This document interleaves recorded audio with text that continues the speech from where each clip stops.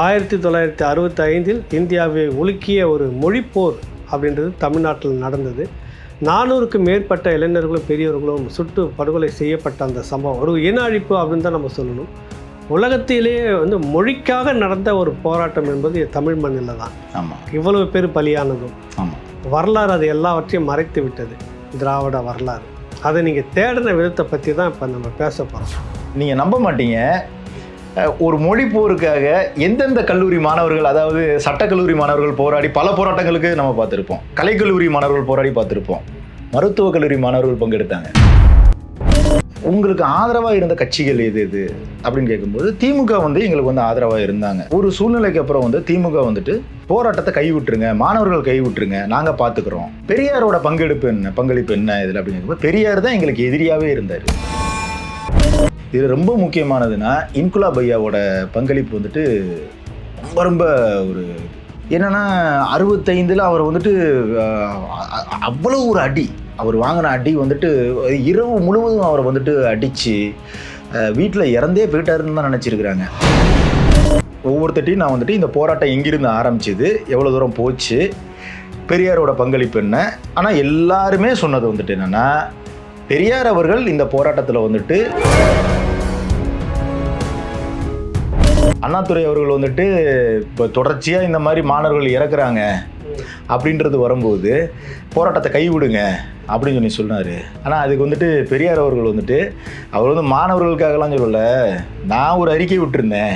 நம்ம திராவிட கழக தோழர்கள் மாணவர்கள் வந்தாங்கன்னா கையில் நீங்கள் கத்தி வச்சுக்கோங்க, கட்டையை வச்சுக்கோங்க, அடிங்கன்னு சொன்னேன். அதுக்கு பயந்துக்கிட்டு மாணவர்கள் போராட்டத்தை கைவிடுறாங்க.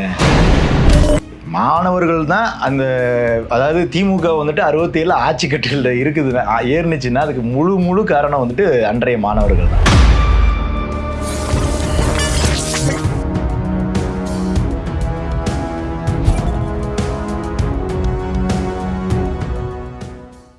ராவணா பார்வையாளர்கள், தமிழ் உறவுகள் மற்றும் ராவணா நல விரும்பிகளுக்கு வணக்கம். ஒரு புதுமையான மனிதரை, புதுமையான ஒரு களம், அதை பற்றி விரிவாக பேசணும் என்பதற்காக நம்ம சந்திக்கிறோம். தோழர் எர்னஸ்டோ, புகைப்பட கலைஞர், முன்னாள் மே 17 இயக்கத்தில் பயணித்த ஒரு தோழராக இருக்கக்கூடிய அவர் ஒரு மிக பெரும் தேடலை, வரலாற்று ஆவணங்களை தேடி தேடி தேடி ஆவணப்படுத்தினதை பற்றி நான் கேள்விப்பட்டோன்னே எனக்கு மிக பெரும் வியப்பாக இருந்தது. அந்த வியப்பை உங்களுக்கும் தாக்கும்னு நினைக்கிறேன். சந்திப்போம். வணக்கம் தோழர். வணக்கம் தோழர். வணக்கம். வணக்கம். ஒரு முன்னோட்டமாக நம்ம உட்காந்து பேசிக்கிட்டு இருந்தோம் நேற்று. சொன்ன விடயங்கள் எல்லாம் எனக்கு அப்படியே ஒரு இந்த பக்கம்லாம் அந்த பின்னாடி வேர்க்குன்னு சொல்லுவாங்கல்ல, அப்படி இருந்த தகவல் எல்லாருமே. நானும் இப்படியான தேடல்கள் நிறைய இறங்கியிருக்கிறேன். ஆனால் இந்த அனுபவம் முழுக்க முழுக்க புதிய ஒரு அனுபவமாக இருக்கும். 1965 இந்தியாவை உலுக்கிய ஒரு மொழிப்போர் அப்படின்றது தமிழ்நாட்டில் நடந்தது. 400க்கு மேற்பட்ட இளைஞர்களும் பெரியவர்களும் சுட்டு படுகொலை செய்யப்பட்ட அந்த சம்பவம் ஒரு இன அழிப்பு அப்படின்னு தான் நம்ம சொல்லணும். உலகத்திலேயே மொழிக்காக நடந்த ஒரு போராட்டம் என்பது தமிழ் மண்ணில் தான். ஆமாம், இவ்வளவு பேர் பலியானதும். ஆமாம், வரலாறு அது எல்லாவற்றையும் மறைத்து விட்டது, திராவிட வரலாறு. அதை நீங்கள் தேடின விதத்தை பற்றி தான் இப்போ நம்ம பேச போகிறோம். எங்கேருந்து தொடங்கலாம், நீங்களே சொல்லுங்கள். முதல்ல இந்த மொழிப்போர் 1965 மொழிப்போர் எப்போ அதனுடைய ஆரம்பம் எதுங்கிறது இங்கே உங்களுக்கு தெரியுமா? உங்களுக்கு 37 தொடங்குது. அது 37 முதலாம் ஈழத்தடிகளார் தான் அதை வெளியே கொண்டு வராரு. 65 ஒன்றிய அரசு மும்மொழி கொள்கை அப்படின்றத ஒன்று கொண்டு வரணுங்கிறத 62 ஆரம்பிக்கிறாங்க. அப்போ 63 64 காலகட்டங்களில் போராட்டங்கள் ஆரம்பிக்குது, சின்ன சின்ன போராட்டங்கள். இதற்கு மதுரை ஒரு மிகப்பெரிய ஒரு அடித்தளமாக இருக்குது. மதுரையில் தியாகராய கல்லூரியில் ஐயா இலக்குவனார் அவர்கள் மாணவர்களை சந்தித்து நம்ம மொழியோட அருமை, ஏன்னா 37 அவங்கெல்லாம் பங்கெடுத்துட்டு இருக்காங்க. அப்போ அடுத்து வரக்கூடிய தலைமுறைகளுக்கு இந்த மொழியோட அருமை, இந்தி மொழி இங்கே திணிச்சாங்கன்னா, இங்கே அரசுடைமையாக இதாச்சுன்னா அது எந்த அளவுக்கு நமக்கு அடுத்த தலைமுறைகளுக்கு நம்ம மொழி எவ்வளோ தூரம் அழியும், எவ்வளோ தூரம் சீரழியும் அப்படிங்கிறத அறிவியல் ரீதியாக, அதாவது உணர்வு பூர்வமாக கிடையாது, அறிவியல் ரீதியாக அது மாணவர்களுக்கு தெளிவுபடுத்துகிறாங்க. இது இப்படி போய்கிட்டு இருக்கும்போது 64 சின்னசாமி அவர்களுடைய இது உயிர் நீத்தது பெருமளவில் கொஞ்சம் பேசப்படுது, மாணவர்கள் மத்தியில் பெருமளவில் பேசப்படுது. அப்போ இதை திமுக இதை கையில் எடுக்குது. அப்போ மாணவர்கள் அமைப்பு ஏன்னா காங்கிரஸ்க்கு எதிரான உள்ள நுழையிறாங்க, கையில் எடுக்கலாம், உள்ள நுழையிறாங்க. அப்படி அதான் சரி. அப்போ வந்துட்டு என்னன்னா 1965 ஜனவரி 25 வந்துட்டு என்ன பண்ணுறாங்கன்னா, குடியரசு தினம் வந்து 26ஆம் தேதி வருது. அப்போ கருப்பு கொடி ஏற்றுனா வந்து அது வந்து பிரச்சனைக்கு உள்ளாகும்னு சொல்லிட்டு 25ஆம் தேதி தமிழர்கள் கருப்பு கொடியை வந்து ஒவ்வொரு வீடுகளிலும் ஏற்றுங்கள், மாணவர்கள் வந்துட்டு இதை வந்துட்டு ஒரு ஒரு போராட்டத்தை முன்னெடுக்கணும் அப்படின்ற ஒரு முடிவுக்கு வராங்க. இது தெரிந்து என்ன பண்ணுறாங்கன்னா, ஒரு வாரத்துக்கு முன்னாடி 1965 ஜனவரி மாதம் அந்த ஜனவரி 25க்கு ஒரு வாரத்துக்கு முன்பாக தோழர் இன்குலாப் வந்துட்டு அங்கே வந்து மாணவர், எங்கே தியாகராயா கல்லூரி மாணவர் கவிஞர் இன்குலாப். அவருடைய சொந்த ஊர் வந்துட்டு ராமநாதபுரம், அது கீழக்கரை. இங்கே விடுதியில் தங்கி படிக்கிறார். அப்போ இன்குலாப் அவர்கள், ஐயா காளிமுத்து அவர்கள், ஜெயப்பிரகாசம் அவர்கள், புதுச்சேரி ஜெயப்பிரகாசம் தோழர் அவர்கள், அப்புறம் மதுரை ஜெயராமன் ஐயா அவர்கள், இவங்கெல்லாம் மன்னர் பரமக்குடி மன்னர் மன்னன்லாம் எல்லாம் ரொம்ப ஃபோர்ஸாக இதில் மாணவர்களாக ஃபோர்ஸாக களமாடுது. இந்த செய்தி காவல்துறைக்கு தெரிந்து என்ன பண்ணுறாங்கன்னா, அதாவது கருப்பு கொடி ஆர்ப்பாட்டம் பண்ண போகிறாங்கன்னு தெரிந்து ஒரு வாரத்துக்கு முன்பாக வந்துட்டு விடுதியில் இருந்த இன்குலாப் அவர்களை இழுத்து போட்டு 20 காவலர்கள் இரவு முழுவதும் விடுதி வாசல்லே வச்சு அடிக்கிறாங்க. அடித்து அவரை வந்துட்டு செத்து போயிட்டார் தான் நினச்சிருக்கிறாங்க. இருந்த உயிரில் வச்சுட்டு ஊர் கொண்டு போயிட்டாங்க. அவர் 25ஆம் தேதி போராட்டம் மாணவர்கள் முடிவு பண்ணிட்டாங்க. வரலாறுல அப்படி ஒரு போராட்டத்தை இந்த தமிழ்நாடு சந்திச்சது கிடையாது, பார்த்தது கிடையாது. என்னன்னா, எனக்கு வந்து இதை வந்து சொன்னது வந்துட்டு மதுரை ஜெயராமன் அந்த போராட்டத்துல கலந்துக்கிட்டவங்க. எந்த வயசுல நீங்க அவரை சந்திக்கிறீங்க? என்னக்காக இந்த திட்டம் வருது? இல்லை, எனக்கு வந்து என்னன்னா 1965 நடந்த மொழிப்போர், இந்தி திணிப்புக்கு எதிரான ஒரு மொழிப்போர் நடக்குது. ஒரு மொழிக்காக நம்ம அங்கங்கே கேள்விப்பட்ட செய்திகள் தான். இது மாதிரி நடந்திருக்குது, இந்த மாதிரி மொழிப்போருக்கு வந்துட்டு இவங்க இத்தனை பேர் இறந்துருக்குறாங்க, இவ்வளவு காவல்துறை நெருக்கடி, முதல் என்கவுண்டர்னா சிவகங்கை ராஜேந்திரன் வந்து அண்ணாமலை பல்கலைக்கழகத்தில் இறக்குறாரு. இதெல்லாம் இருக்கும்போது நம்ம அங்கங்கே நம்ம தோழர்கள், அப்போது மதுரையில் ஐயா ஜெயராமன் ஐயாவை அடிக்கடி பார்க்குறதெல்லாம் இருக்கும்போது அப்போ 50 ஆண்டுகள் ஆயிடுச்சு போராட்டம் நடந்து. 2015 வந்து 50 ஆண்டுகள் ஆகும்போது அப்போ இந்த மாணவர்கள்லாம் தேடி போய் நம்ம வந்து ஒரு பேட்டி எடுப்போம். அன்னைக்கு மாணவர்களாக போராடி இருந்த இன்றைய பெரியவர்கள் வந்துட்டு தேடி போய் எடுப்போம். ஏன்னா இன்னைக்கு சூழ்நிலை அந்த மாதிரி இருக்குது. மத்தியில் வந்துட்டு மோடியின் ஆட்சி நடக்குது, அவங்களும் இந்த ஒரு கொள்கையோடு இருக்கிறாங்க, ஒரு இந்தியை வந்து திணிக்கணுன்ற ஒரு கொள்கையோடு இருக்கிறாங்க. அப்போ அது போக அந்த போராட்டம் பண்ண அந்த மாணவர்களுக்கு இங்கே அடையாளப்படுத்தணும். இவங்களெல்லாம் தெரியுது, 50 வருஷத்துக்கு முன்னாடி யாரெல்லாம் தெரியுது, நம்ம மொழிக்காக உயிர் நீத்தவர்களை பற்றி சொல்கிறதுக்கு ஆளுங்க இருக்கிறாங்க இல்லையா, அதை நம்ம வெளி உலகத்துக்கு தெரியப்படுத்தணும் அப்படின்ற ஒரு இதில் தான் நான் இதை வந்து அவர் ஜெயராமன் ஐயாவை பார்த்து யாரெல்லாம் இதில் இருக்கிறாங்கன்னா, அவர் அப்போ என்ன சொன்னார், நிறையா பேர் இறந்துட்டாங்க, சரி இப்போ இருக்கிறவங்களாம் நான் சொல்கிறேன் அப்படின்னு சொல்லி அவர் மன்னன் தோழர் இன்குலாபு, புதுச்சேரி ஜெயபிரகாசம் ஐயா, இவங்க 2015 உயிரோடு இருக்கிறவங்கள தேடி போய் நான் போய் பார்க்கணும், வெளியுலகத்துக்கு காட்டணும் அப்படின்னு சொல்லி இது பண்ணுறேன். அப்போ இந்த மாதிரி இப்போ இது பண்ணும்போது ஜெயராமன் ஐயா என்ன சொல்கிறாருன்னா, நீங்கள் நம்ப மாட்டீங்க, ஒரு மொழி போருக்காக எந்தெந்த கல்லூரி மாணவர்கள், அதாவது சட்டக்கல்லூரி மாணவர்கள் போராடி பல போராட்டங்களுக்கு நம்ம பார்த்துருப்போம், கலைக்கல்லூரி மாணவர்கள் போராடி பார்த்துருப்போம், மருத்துவக் கல்லூரி மாணவர்கள் பங்கெடுத்தாங்க. மொழிப்போரில் மதுரை மருத்துவக் கல்லூரி மாணவர், அதில் ஒருவர் தான் மருத்துவர் சேது. மதுரையில் இருந்தார், இப்போ இருக்கிறாரா இல்லையானே எனக்கு தெரில. மருத்துவர் சேது அவரெல்லாம் பார்த்து இது பண்ணும்போது தான், அதாவது மேலமாசி வீதி வடக்கு மாசி வீதி இந்த சந்திப்பில் திலகர் திடல்ன்ற ஒரு இடம் இருக்குது. அந்த இடத்துல சட்ட எரிப்பு போராட்டத்துக்கு முடிவு பண்ணுறாங்க. ஆயிரக்கணக்கான மாணவர்கள், அதாவது மதுரை இந்த மாசி வீதியெல்லாம் சுற்றி அப்படி சுற்றி ஒரு பெரும் பேரணியை நடத்தி அந்த இடத்துல சந்தித்து போராட்டம், இது சட்ட எரிப்பு போராட்டம் எடுக்கணும்னு முடிவு பண்ணப்ப, அந்த பகுதியில் இருந்த காங்கிரஸ் கட்சியோட மாவட்ட செயலாளர் பேர் வீரண்ணன். அவர் என்ன பண்றாரு, இந்த மாணவர்களை வந்து கடுமையான முறையில் தாக்குறாரு. பெரிய ஒரு அருவாள் எடுத்துட்டு வந்து வீசுறாரு. பயங்கர கடுமையான தாக்குதல். இப்படி பயந்து போன மாணவர்கள், பின்வாங்கின மாணவர்கள் பெரும் எழுச்சியோட அந்த காங்கிரஸ் கட்சி மாவட்ட செயலாளர்கள், அந்த காங்கிரஸ் அலுவலகம் அத்தனையும் அடிச்சு சூறையாடுறாங்க. சூறையாடி பெரும் கொந்தளிப்பு, போலீஸோட தடியடி எல்லாமே உள்ள இறங்குது. மாணவர்கள் கிளம்பி போகும்போது பொதுமக்கள் மாணவர்களை பாதுகாக்கிறாங்க. பொதுமக்கள் மாணவர்களை வந்துட்டு இழுத்து அவங்க வீட்டுல போலீஸ் விரட்டிட்டு ஓடும்போது பெண்கள் எல்லாம் வீட்டுல பிள்ளைங்களை இழுத்து திசை மாத்தி விட்டுறது நடந்து சொல்லுவாங்க. அப்படி ஒரு போராட்டம். இதை வந்துட்டு மாலை முரசு பேப்பர்ல அன்னைக்கு இதை வந்து செய்தியாக்கி ஈவினிங் சர்க்குலேஷனுக்காக வெளியில இது அனுப்புறது. இது போக பேருந்துகளில் போட்டு விட்றாங்க. அன்னைக்கு இந்த மொழி போராட்டத்தோட சோசியல் மீடியாவே யாருன்னா நாளேடுகள் தான், குறிப்பா அது மாலை முரசு தான். இதான உடனே இந்த செய்தியோட அடுத்த கட்டமா ஜனவரி 27 வந்து அண்ணாமலை, சிதம்பரம் அண்ணாமலை பல்கலைக்கழகத்தில் மாணவர்களுடைய போராட்டம் நடக்குது. அப்போதான் முதல் துப்பாக்கி சூடு சிவகங்கை ராஜேந்திர தோழர் இறக்குறாரு. அதன் தொடர்ச்சியாக தமிழ்நாடு முழுவதும் பல போராட்டங்கள் மாணவர்கள். இந்தியாவிலே முதல் துணை ராணுவப்படை அனுப்பப்பட்டது தமிழ்நாட்டுக்கு தான் அனுப்புறாங்க. குமாரபாளையம் ஆத்துப்பாலத்தில் மாணவர்கள் பாலத்தில் நின்று அமர்ந்து போராட்டம் பண்ணதில் 2 பக்கமும் துணை ராணுவப்படை வந்து துப்பாக்கி சூடு நடத்தி அதில் பல பேர் உயிரை காப்பாற்றணும்னு சொல்லி ஆத்துக்குள்ளே விழுந்து இறந்து போனவர்கள் பல பேர். அப்பவே ஒரு தாமிரபரணி மாடல் நடந்து. ஆமா, சரிங்க.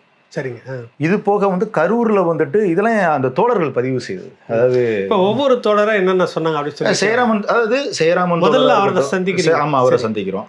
அப்புறம் மருத்துவர் சேது அவர்கள் வந்து மருத்துவக் கல்லூரியில இருந்து மாணவர்கள் பல பேர் வந்துட்டு இந்த இதுலலாம் முதல் ஜனவரி 25 போராட்டத்தில் கலந்துக்கிட்டது அதை சொல்றாங்க. மன்னன் அவர்கள் வந்துட்டு அவர் வந்துட்டு என்ன பண்றாருன்னா பரமக்குடிக்காரர். அவரும் மதுரைக்கு வந்துட்டு இந்த 25 போராட்டத்தில் கலந்துக்கிட்டது. சேராமன் அவர்கள், சேது அவர்கள், மன்னர் காளிமுத்து தலைமையில தான் நடக்குது. அது காளிமுத்து தலைமையில. ஐயா அதிமுக வந்த அவர் அதிமுக இருந்தாரு. ஆனா அதுக்கு முன்பாக மாணவராக பங்கெடுத்துட்டு அவர் ஒருத்தர். சரி, ஆமா. இப்ப நம்ம ஒவ்வொருத்தரா என்னென்ன சொன்னாங்கன்னு வரும். முதல்ல சேராமன் தானே சந்திக்கிறீங்க. ஆமா, அவர் என்ன சொல்றது அப்படியே பதிவு பண்ணுவாங்க. அவர் சொன்னது என்னன்னா, இந்த ஜனவரி 25 போராட்டம் நடந்து முடிந்த பிறகு வந்துட்டு அவரெல்லாம் தேடப்படும் குற்றவாளி ஆயிடுறாரு. அவரு, காளிமுத்து, இவரு இன்குலாப் ஐயா, புதுச்சேரி ஜெயபிரகாசம் ஐயா, காமராஜரை தோற்கடித்த சீனிவாசன், இவங்கெல்லாம் தேடப்படும் குற்றவாளிகள். தீவிரவாதிகள் ரேஞ்சுக்கு அந்த இதுக்கு வச்சுட்டாங்க. இவங்கெல்லாம் என்ன பண்றாங்கன்னா, அழகர் கோயில்ல, மதுரை அழகர் கோயில்ல காட்டுப்பகுதி அங்க வந்து பதுங்கிடுறாங்க. அப்ப தீவிரமா தேடுதல் வேட்டை நடக்குது. அப்போ வந்துட்டு இதை வந்து எனக்கு சேராமன் ஐயாவும், இன்குலாப் ஐயா, புதுச்சேரி ஜெயபிரகாஷ் ஐயா 3 பேருமே எனக்கு பதிவு செய்தார்கள். இந்த இதை ஒரு பிளேடை எடுத்து கையை கீறி. நீங்க அந்த இடத்துக்கு அழைச்சிட்டு போனீங்களா? நான் ஜெயராமன் ஐயா அழைச்சிட்டு போறேன். அந்த காட்டுப்பகுதி எங்க தலைமறைவா இருந்தீங்கன்னு. அந்த உணர்ச்சி அவர் எப்படி பதிவு பண்றாரு? அதாவது அந்த ரொம்ப கரடு முரடான அந்த பகுதி, இதுல வந்துருவீங்களா அப்படின்னு கேட்டேன். இந்த விடுதலை படத்துல வர்ற மாதிரி கூடிய ஒரு மலைப்பகுதி, இதுல ஏறிடுவீங்களா, வந்துருவீங்களா? ஒன்றும் இல்லை. அதே ஒரு வீரத்தோட அப்படி வந்து. அப்ப அவருக்கு என்ன வயசு சேராமன் அவர்களுக்கு? அவர் வந்துட்டு 19 வயது அவருக்கு. அப்ப 19 போராட்டம் நடத்துவாங்க. நீங்க அழைச்சிட்டு போனீங்கல்ல? 69 70 வயசுக்கு 70 வயது. சரி. அப்போ வந்து அப்படியே அமர்ந்து அந்த அவங்க உட்காந்துருந்த இடத்துல அப்படி அமர்ந்து அப்படியே ஒரு நிசப்தமா இருந்துச்சு. அந்த அவர் இப்போ யாரையுமே எதுவுமே பேச சொல்ல. பொதுவாக நம்ம வந்துட்டு இந்த மாதிரி ஷூட்டுக்குன்னு போகும்போது மொபைலில் சைலண்டில் போட சொல்லிடுவோம். அப்படியே பார்த்துக்கிட்டே இருந்தார். பார்த்துட்டு இங்கே காளிமுத்து இருந்தார், இங்கே இன்குலாப் இருந்தார், அங்கே சீனிவாசன் இருந்தார், இங்கே ஜெயபிரகாசம் இருந்தார். அப்படியே அழுகிறாரு. அந்த இடத்த பார்த்துட்டு அப்படியே அழுதுட்டு இங்கே தான் பிளேடை வச்சு கீறி ரத்தத்தில் உயிர் இருக்கும் வரை தனித்தமிழ்நாடை விட்டு கொடுக்கக்கூடாது, நம்ம மொழியை பாதுகாக்கணும்னு சொல்லி சத்தியம் எடுத்தோம். ஒவ்வொருத்தரும் பிளேடால கீறி அந்த ரத்தத்தை கையில் வச்சு அதன் மேலே சத்தியம் பண்ணுறாங்க அப்படின்னு சொல்லி அப்படியே கண்ணெல்லாம் கலங்குது. சரிங்க, அப்படி கிளம்புவோம் அப்படின்னு சொல்லி அழைச்சிட்டு வந்தேன். அப்புறம் மன்னன் அவரை பார்க்கும்போது அவர் என்ன சொன்னார்னா, கரூரில் பெண்கள் பெண்கள் வந்துட்டு இந்த போராட்டத்தில் கலந்துட்டு இருக்கும்போது இல்லை வேற என்ன சொன்னார் உங்களுக்கு? வேற சேராமன் ஐயா வந்துட்டு இந்த போராட்டத்தில் இவ்வளோ தூரம் பங்கெடுக்கும்போது அப்போ நம்ம கேட்டது வந்துட்டு உங்களுக்கு ஆதரவாக இருந்த கட்சிகள் எது எது அப்படின்னு கேட்கும்போது திமுக வந்து எங்களுக்கு வந்து ஆதரவாக இருந்தாங்க. ஒரு சூழ்நிலைக்கு அப்புறம் வந்து திமுக வந்துட்டு போராட்டத்தை கைவிட்டுருங்க, மாணவர்கள் கைவிட்டுருங்க, நாங்கள் பார்த்துக்குறோம் அப்படின்னு சொல்லி சொன்னார். பெரியாரோட பங்களிப்பு என்ன இதில் அப்படின்னு கேட்கும்போது பெரியார் தான் எங்களுக்கு எதிரியாகவே இருந்தார். இந்த போராட்டத்துக்கு முற்றிலும் எதிராக இருந்ததே பெரியார் தான். ஏன்னா அவர் தான் வந்துட்டு இந்த காவாலி பகுதியில் சுட்டு கொன்னா என்ன அப்படின்னு சொல்லி அறிக்கையை விட்டார் அப்படின்னு சொல்லி சேராமன் ஐயா இந்த பதிவுகளை வந்துட்டு, ஏன்னா அவர் மதுரைக்குள்ளே இருந்ததுனால அவர் இந்த பதிவுகளை வந்து பதிவு செய்தார். அதன் பிறகு சரி, இது வந்து மன்னன் அவர்கள் பதிவு செய்தது. எது இந்த பெரியார் குறித்தும் இந்த அவர் வந்து காவாலி பயிரில் சுட்டுக் கொள்ளுங்க அப்படிங்கிறத சொன்னது வந்து மன்னன் ஐயா. சேராமன் ஐயா வந்துட்டு அவருக்கு வந்து குறிப்பாக வந்துட்டு அவர் மதுரையிலேயே இருந்ததுனால மெயினாக அவரை வந்துட்டு தூக்கிட்டாங்க. அதாவது ஒரு தீவிரவாதி ரேஞ்சில் அவரை வந்துட்டு கொண்டு வந்து நிப்பாட்டிட்டாங்க. ஆனாலும் அண்ணாதுரை அவர்கள் வந்துட்டு போராட்டத்தை மாணவர்கள் கைவிட்டுருங்க, நாங்கள் பார்த்துக்குறோம் அப்படின்னு சொன்னதுக்கு அப்புறம் வந்துட்டு சரி இவங்க பார்த்துக்கிடுவாங்க அப்படின்ற ஒரு இது இருந்தாலுமே தொடர்ச்சியாக மாணவர்கள் மத்தியில் மொழி குறித்தான ஒரு தாக்கத்தை ஏற்படுத்துகிற வேலைகளை வந்துட்டு ஐயா காளிமுத்து அவர்கள், சேராமன் அவர்கள் இவங்கெல்லாம் மதுரையில் இருந்ததுனால அந்த இதை வந்துட்டு அடுத்த கட்ட இதுக்கு நகர்வுக்கு வந்து எடுத்துகிட்டு போயிட்டு இருக்கிறாங்க. சேராமன் ஐயா வந்து அவருடைய இது வந்து பார்த்துக்கிட்டிங்கன்னா அவர் மதுரையில் இருக்கிறதுனால அவரை வந்துட்டு ஒரு தேடப்படும் தீவிரவாதி ரேஞ்சில் வச்சிருக்கிறாங்க.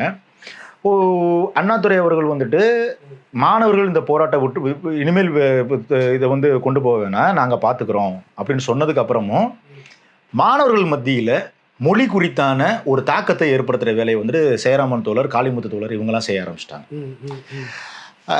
இது வந்து எப்படின்னா இந்தி மொழி இங்கே வந்துச்சுன்னா, ஆட்சி மொழி ஆச்சுன்னா நம்மளுடைய தமிழ் மொழி, நம்மளுடைய நாகரிகம், நம்மளுடைய பண்பாடு இது எல்லாமே எவ்வளோ தூரத்துக்கு அழிஞ்சு போகும் அப்படின்ற ஒரு தாக்கத்தை வந்து மாணவர்கள் மத்தியில் வந்து பெருசாக ஏற்படுத்த ஆரம்பிக்கிறாங்க. இதை கேள்விப்பட்டு மேற்கு வங்கத்தில் இருந்துலாம் மொழி குறித்தான ஒரு செய்தியை வந்துட்டு கேட்கறதுக்காக மேற்கு வங்கத்தில் இருக்கிற மாணவர்கள்லாம் இங்கே வந்து அந்த வகுப்புலாம் கலந்துருக்கிறாங்க. இது சேராமன் ஐயா வந்துட்டு இவர் அடுத்த ஒரு வேலையாக இதை பண்ணிக்கிட்டு இருக்கிறாரு. அடுத்ததாக மன்னன் அவர்கள் வந்துட்டு எப்படின்னா பரமக்குடிக்காரரு, அவர் எப்படின்னா வந்துட்டு மதுரையில் எங்கே மொழிப்போர் தீவிரமாக போயிட்டு இருக்கோ அங்கெல்லாம் அந்தந்த ஊரில் போய் கலந்துக்கிறாரு, இதிலெல்லாம் போயிட்டு இருக்கிறாரு. அப்போ அவர் எனக்கு பதிவு செய்ததுன்னா கோயம்புத்தூர்லாம் வந்துட்டு தனித்தமிழ்நாடுக்கான கொடியை ஏற்றிருக்கிறாங்க. எங்கே? கோயம்புத்தூரில். புதுச்சேரி ஜெயப்பிரகாசம் ஐயா வந்துட்டு அவர் வந்துட்டு என்னன்னா அரசியல் ரீதியாக பெரியார் ஏன் இந்த மாதிரிலாம் ஒன்று பேசணும் அப்படின்ற ஒரு முடிவு, அது வந்து அதுக்கான எதிர்ப்புகள், அப்புறம் மொழிப்போர் குறித்தான மாணவர்கள் மத்தியில் ஒரு பெரிய தாக்கத்தை ஏற்படுத்துறதுக்கான ஒரு இதுலேயும் அவர் இருக்கிறாரு. இது ரொம்ப முக்கியமானதுன்னா இன்குலாப் ஐயாவோட பங்களிப்பு வந்துட்டு ரொம்ப ரொம்ப ஒரு என்னன்னா 65 அவர் வந்துட்டு அவ்வளோ ஒரு அடி, அவர் வாங்கின அடி வந்துட்டு இரவு முழுவதும் அவரை வந்துட்டு அடித்து வீட்டில் இறந்தே போயிட்டாருன்னு தான் நினச்சிருக்கிறாங்க. அதுக்கப்புறம் இதாகி இந்த போராட்டத்தில் பங்கெடுக்க முடியே தவிர அவர் வந்து தேடப்படும் குற்றம் மதுரைக்கு வந்துட்டார். அவர் மதுரைக்கு வந்துட்டார், ஆனால் தலைமறைவாக தான் இருக்கிறாரு. அவர் வந்து பின்னாடி அவர் சந்திக்கிறப்ப அவர் என்ன சொல்கிறார் அப்படியே பதிவு பண்ணுங்க. அவர் என்ன சொல்கிறாருன்னா இந்தி பெரும்பான்மை, இப்போ தமிழர் பெரும்பான்மை இருந்து இன்னொரு மொழியை வந்துட்டு அழிக்குன்னு நினைச்ச மற்ற மொழிக்காரர்கள் சும்மா இருப்பார்களா? அவரோட இது வந்தது தான். நாங்கள் வந்து எந்த மொழிக்கு எதிரானவர்கள் கிடையாது. தமிழ் மொழி பெரும்பான்மையாக இருந்து மற்ற மொழியை ஆதிக்கம் செய்தால் மற்ற மொழிக்காரர்கள் சும்மா இருப்பார்களா? அதைத்தான் நான் வந்துட்டு இந்தி மொழிக்கு நாங்கள் எதிராக இது பண்ணோம், இந்த போராட்டத்தை நாங்கள் வந்து எடுத்தோம். இதை வந்து கொண்டு போகிறாரு. இது எல்லாமே என்ன ஆகுதுன்னா திமுகவுக்கு வந்துட்டு ஒரு பெரிய ஒரு வாக்கு அரசியலாக இது மாறுது. மாறி 67 தேர்தல் வருது. 67 தேர்தலில் வந்துட்டு மாணவர்கள் போராட்டத்தில் கலந்துக்கிட்ட ஐயா காளிமுத்து அவர்கள், திண்டுக்கல் சீனிவாசன் அவர்கள் இவங்க எல்லாருமே தேர்தலில் இதாகிறாங்க. இதுதான் ரொம்ப முக்கியமான ஒரு இது. என்னென்னா நான் வந்துட்டு ஒவ்வொருத்தட்டையும் நான் கேட்குறேன், நான் வந்துட்டு இந்த போராட்டம் எங்கிருந்து ஆரம்பிச்சிது, எவ்வளோ தூரம் போச்சு, பெரியாரோட பங்களிப்பு என்ன. ஆனால் எல்லாருமே சொன்னது வந்துட்டு என்னென்னா பெரியார் அவர்கள் இந்த போராட்டத்தில் வந்துட்டு எங்களுக்கு எதிராக இருப்பார் நாங்கள் நினச்சி கூட பார்க்கல. முக்கியமாக மாணவர்கள் ஒரு காவாலி பயல்கள். எங்களுடைய கோபம் எல்லாமே அப்போ வந்து பெரியார் மீது பயங்கரமாக இருந்துச்சு, ரொம்ப தீவிரமாக இருந்துச்சு. ஏன்னா எங்களுக்கு ஆதரவாகவே இல்லை. இந்த காவாலி பயலில் ஏன் இன்னும் உயிரோட வச்சுருக்கீங்க, போலீஸ்காரங்க கையை என்ன துப்பாக்கி அடிச்சுட்டு என்ன பண்ணிக்கிட்டு இருக்கிறீங்க, என்னையும் வத்தி பெட்டி எடுத்துட்டு போய் கொளுத்துங்க. ஆமாம், அது ஒன்று. இது வந்து இன்னொன்று வந்து இவர் இன்குலாப் ஐயா ஒன்று பதிவு செஞ்சுருப்பார். என்னன்னா, அண்ணாதுரை அவர்கள் வந்துட்டு இப்போ தொடர்ச்சியாக இந்த மாதிரி மாணவர்கள் இறக்குறாங்க அப்படின்றது வரும்போது போராட்டத்தை கைவிடுங்க அப்படின்னு சொல்லி சொன்னார். ஆனால் அதுக்கு வந்துட்டு பெரியார் அவர்கள் வந்துட்டு அவர் வந்து மாணவர்களுக்காகலாம் சொல்லலை, நான் ஒரு அறிக்கை விட்டுருந்தேன், நம்ம திராவிட கழக தோழர்கள் வந்து மாணவர்கள் வந்தாங்கன்னா கையில் நீங்கள் கத்தி வச்சுக்கோங்க, கட்டையை வச்சுக்கோங்க, அடிங்கன்னு சொன்னேன். அதுக்கு பயந்துக்கிட்டு மாணவர்கள் வந்து போராட்டத்தை கைவிடுறாங்க. இப்படிலாம் சொன்னதெல்லாம் எங்களுக்கு வந்துட்டு ரொம்ப ஒரு வலியை தான் ஏற்படுத்திருச்சு, ஒரு வலியை ஏற்படுத்துனுச்சு. சரி அப்படின்னு சொல்லி ரொம்ப வருத்தப்பட்டு சொன்னார். அண்ணா இவங்களுக்கு என்ன முரண்பாடு வருது அப்புறம்? அதன் பிறகு என்ன நடக்குதுன்னா, 1967 திமுக வந்து ஆட்சிக்கு வந்துடுறாங்க. 67 மாணவர்கள் அத்தனை பேருமே திமுகவுக்கு ஆதரவாக வேலை பார்க்குறாங்க.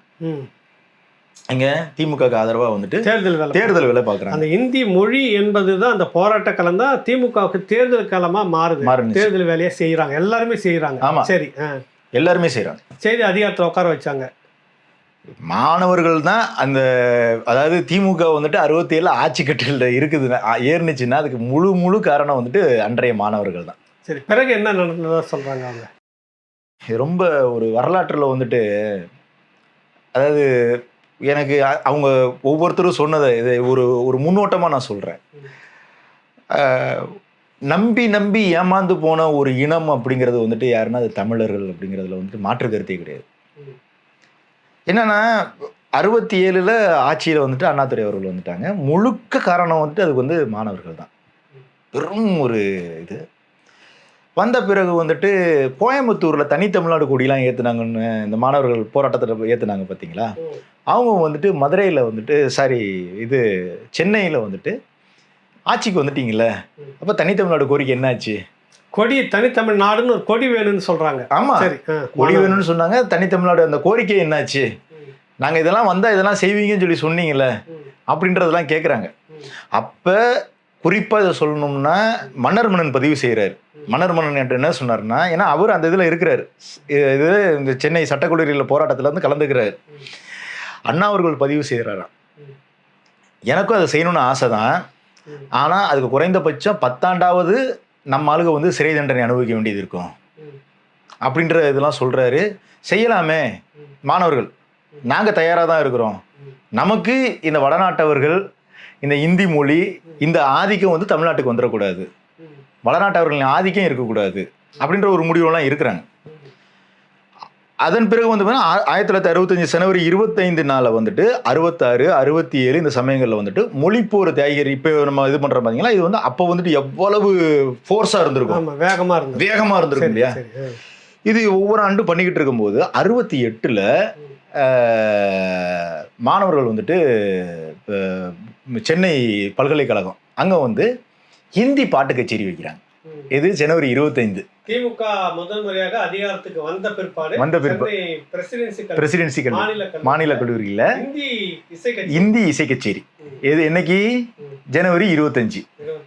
ஜனவரி 25. ஆமா ஆமா. மாணவர்கள் ரொம்ப கொந்தளிச்சிட்டாங்க, வேணும்னே பண்றாங்க அப்படின்னு சொல்லி சட்டக்கல்லூரி மாணவர்கள், பச்சையப்பன் கல்லூரி மாணவர்கள். எப்படி அன்னைக்கு இருந்த முதலமைச்சர் அண்ணாதுரை அனுமதிச்சாரு? நம்ம இந்த மொழிக்காக தியாகம் பண்ணி தான் அவ்வளவு பேர் அது தெரியல. அது அவர் அனுமதியோட செஞ்சாங்களா இல்ல அனுமதி இல்லாம செஞ்சாங்களா அப்படிங்கிறது நமக்கு தெரியல. மாணவர் அங்க இருந்து பங்கெடுத்த மாணவர்கள் சொன்னது என்னன்னா, இந்த விஷயம் கேள்விப்பட்டு என்னடா இவ்வளவு இது நம்மளை வந்து ரொம்ப நம்ம மொழியை ரொம்ப இது பண்ற மாதிரி, ஏன்னா 400க்கு மேற்பட்ட மாணவர்கள் இறந்துருக்கிறாங்க. 65 மட்டும் 400க்கு மேற்பட்ட மாணவர்கள் இறந்துருக்கிறாங்க. அந்த அது இறந்து ஒரு 3 ஆண்டுகள்லேயே வந்துட்டு இவங்க இப்படி பண்றாங்களேன்னு சொல்லிட்டு இங்க இருக்கிற மாணவர்கள் வந்து ஹாக்கி ஸ்டிக்கு, கட்டை எல்லாத்தையும் எடுத்துட்டு, யாரு? பச்சையப்பன் கல்லூரி மாணவர்கள், சட்டக்கல்லூரி மாணவர்கள், சென்னை 2 பேரும் ஒண்ணா சேர்ந்து அங்க போறாங்க. எல்லாம் இவங்க எல்லாம் யாருன்னா, இதுல என்ன ஒரு பெரிய இதுன்னு சொல்றேன் பாருங்களேன். இந்த இளநிலை பட்டதாரிகளா ஊர்ல படிச்சிருக்கிறாங்க பாத்தீங்களா, எங்க மதுரை, சிவகங்கை, கரூர், திருச்சி இந்த பகுதியில் படித்த கோயம்புத்தூர் இங்கே படித்த மாணவர்கள்லாம் வந்துட்டு சென்னையில் வந்து முதுநிலை பட்டம் படிக்கிறதுக்காக வந்திருக்கிறாங்க.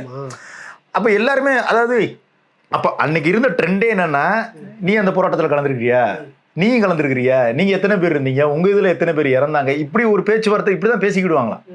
அவ்வளவு தூரத்துக்கு ஒரு தாக்கமா இருந்திருக்கு. எல்லாம் ஒன்னா சேர்ந்து இங்க வந்து எல்லாம் ஒன்னா சேர்ந்து இருந்து இவங்க எல்லாம் கிளம்பி எங்க போறாங்க, சென்னை மாநில கல்லூரி போய் அடி, அந்த ஸ்டேஜ் ஸ்பீக்கர் பாட வந்தவங்க, ஹிந்தி பாட வந்தவங்க அத்தனை பேர்த்தையும் அடிச்சு இது பண்ணும்போது போலீஸ் வருது. போலீஸ் வந்து சட்டக்கல்லூரி மாணவர்களையும் பச்சையப்பன் கல்லூரி மாணவர்களையும் அடிக்கிறாங்க. என்ன கொடுமையா இருக்குது. அதுல சென்னை சட்டக்கல்லூரி மாணவர் இப்ப மதுரையில இருக்கிறாரு, பிச்சை பெருமாள்னு சொல்லி. அவருக்கு அன்னைக்கு மாணவராக இருந்தவர், சட்டக்கல்லூரி மாணவர். அவர் தலையில தான் பெரிய அடி, லத்தியோட அடி, கிட்டத்தட்ட ஒரு 7 தையல். மண்டை பொழந்துருச்சு. அவங்க சொன்ன அவர் பிச்சை பெருமாள் சொல்ற பொலன்னு ரத்தம் கொட்டுது.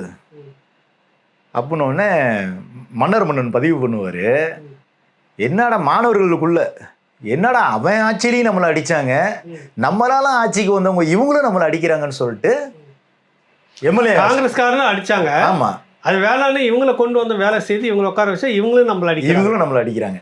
அதுதான் நான் சொன்னேன், வரலாற்றுல வந்து ஒரு சபிக்கப்பட்ட ஒரு இனங்கிறது வந்துட்டு தமிழர்கள் நம்பி ஏமாறுறான். அந்த ரத்தத்தோட என்ன பண்றாங்கன்னா, மாணவர்கள் திரளா கிளம்பி பழைய எம்எல்ஏ ஹாஸ்டல் அதை முற்றுகையிடுவோம், ஏன்னா இரவோடு இரவா முற்றுகையிடுவோம்னு சொல்லிட்டு கிளம்பி போகும்போது அண்ணாதுரை அவர்கள் வந்து மருத்துவமனையில் போய் படுத்துக்கிட்டாரு. இது ஹாஸ்பிட்டல்ல உடம்பு சரியில்லைன்னு அதை அனுமதிச்சிட்டேன். சரி, அப்படியே போராட்டம் அப்படியே பின்னுவாங்க. இன்னைக்கு இருக்கக்கூடிய ஓமந்தூர் மருத்துவமனைன்னு சொல்லக்கூடியது, இன்னைக்கு இருக்கக்கூடிய அந்த மருத்துவமனை வளாகம் பின்பக்கத்துல தான் பழைய சட்டமன்ற உறுப்பினர் விடுதி இருந்தது. ஓட்டு கூரைகளால் அன்னைக்கு இருந்தது. காரை இது போட்டு அது அப்படியே பின்வாங்கி அரசியல்ல பல மாற்றங்கள், அண்ணாதுரை அவர்கள் மறைவு, அதன் பிறகு கருணாநிதி அவர்கள் வராங்க. வந்ததுக்கப்புறம் இன்குலாப் வந்து இங்கே தான் ஒரு இது. அப்போ இன்குலாப் வந்துட்டு சீனிவாசன், காமராஜரை தோற்கடித்த மாணவர் சீனிவாசன். சரி, அவர் சட்டமன்ற உறுப்பினராக இருக்கிறார் போல. அவர்கிட்ட கேட்குறாராம், என்னையா நம்மளாம் அழகர் கோவிலில் தலைமறைவாக இருந்து ரத்தத்தில் கீறி தனித்தமிழ்நாடை விட்டுறக்கூடாது, ஹிந்தி உள்ளே வந்துடக்கூடாது அப்படின்னு பெரிய இதெல்லாம் இருந்தோம், இப்போ என்னன்னா அதை பற்றியே பேச்சே இல்லை அப்படின்னு சொல்லும்போது, இன்னும் நீங்கள் அதையே பேசிக்கிட்டு இருப்பீங்களாங்க, யார் சொல்றாங்க? சீனிவாசன், விருதுநகர் சீனிவாசன் காமராஜர் தோற்கடித்தவர். அப்ப உள்ள வந்து அதிகாரத்துல இருக்கிறாரு. அதிகாரத்துக்கு வந்தவொடனே இன்னும் நீங்க அதையே பேசிக்கிட்டு இருப்பீங்களா? அவர் அப்ப சட்டமன்ற உறுப்பினர் ஆயிட்டார். இவங்க எல்லாம் மாணவர்களாவே இருக்கிறாங்க. சரி, அதையே பேசிட்டு இருப்பீங்களா, போங்க அடுத்த வேலையை பாருங்க அப்படிலாம் இது பண்ணி அதை சொன்னது வந்து இன்குலாப் சொல்றாரு. இன்குலாப் என்ற சொல்றாரு. இன்குலாப்லாம் ஊரப்பக்கம், சென்னை ஊரப்பக்கத்துல இருந்தாரு.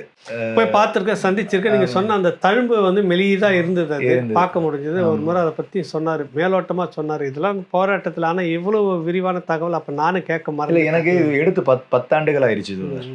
சரி, பிறகு அது என்ன நடக்குதாங்க, அது அப்படியே போவாங்க. பிறகு வந்துட்டு அது அப்படிதான், அது அப்படியே கொஞ்சம் கொஞ்சமா என்ன ஆகுதுன்னா, ஒரு 10 ஆண்டு காலம் இப்போ மாணவர்களுக்கு வந்துட்டு பென்ஷன்லாம் கொடுத்துட்டு இருந்திருக்கிறாங்க, இறந்து போன மாணவர்கள் குடும்பத்துக்கு. அதுவும் போச்சு. ஒரு 10 ஆண்டுகள் கொடுத்துட்டு இருந்திருக்காங்க, அப்புறம் அதுவும் போச்சு. இப்போ வந்துட்டு அது வந்துட்டு ஒரு பேருக்கு ஜனவரி 25 மொழிப்போர் ஈகியர் தினம் அப்படின்றத ஒன்று கொடுத்துட்டு இருக்கு. ஆமா, எனக்கு வந்துட்டு ரொம்ப ஒரு ஆத்மார்த்தமா இந்த செய்திகள் வந்து பதிவு செய்வது வந்து மாலை முரசு பத்திரிகை.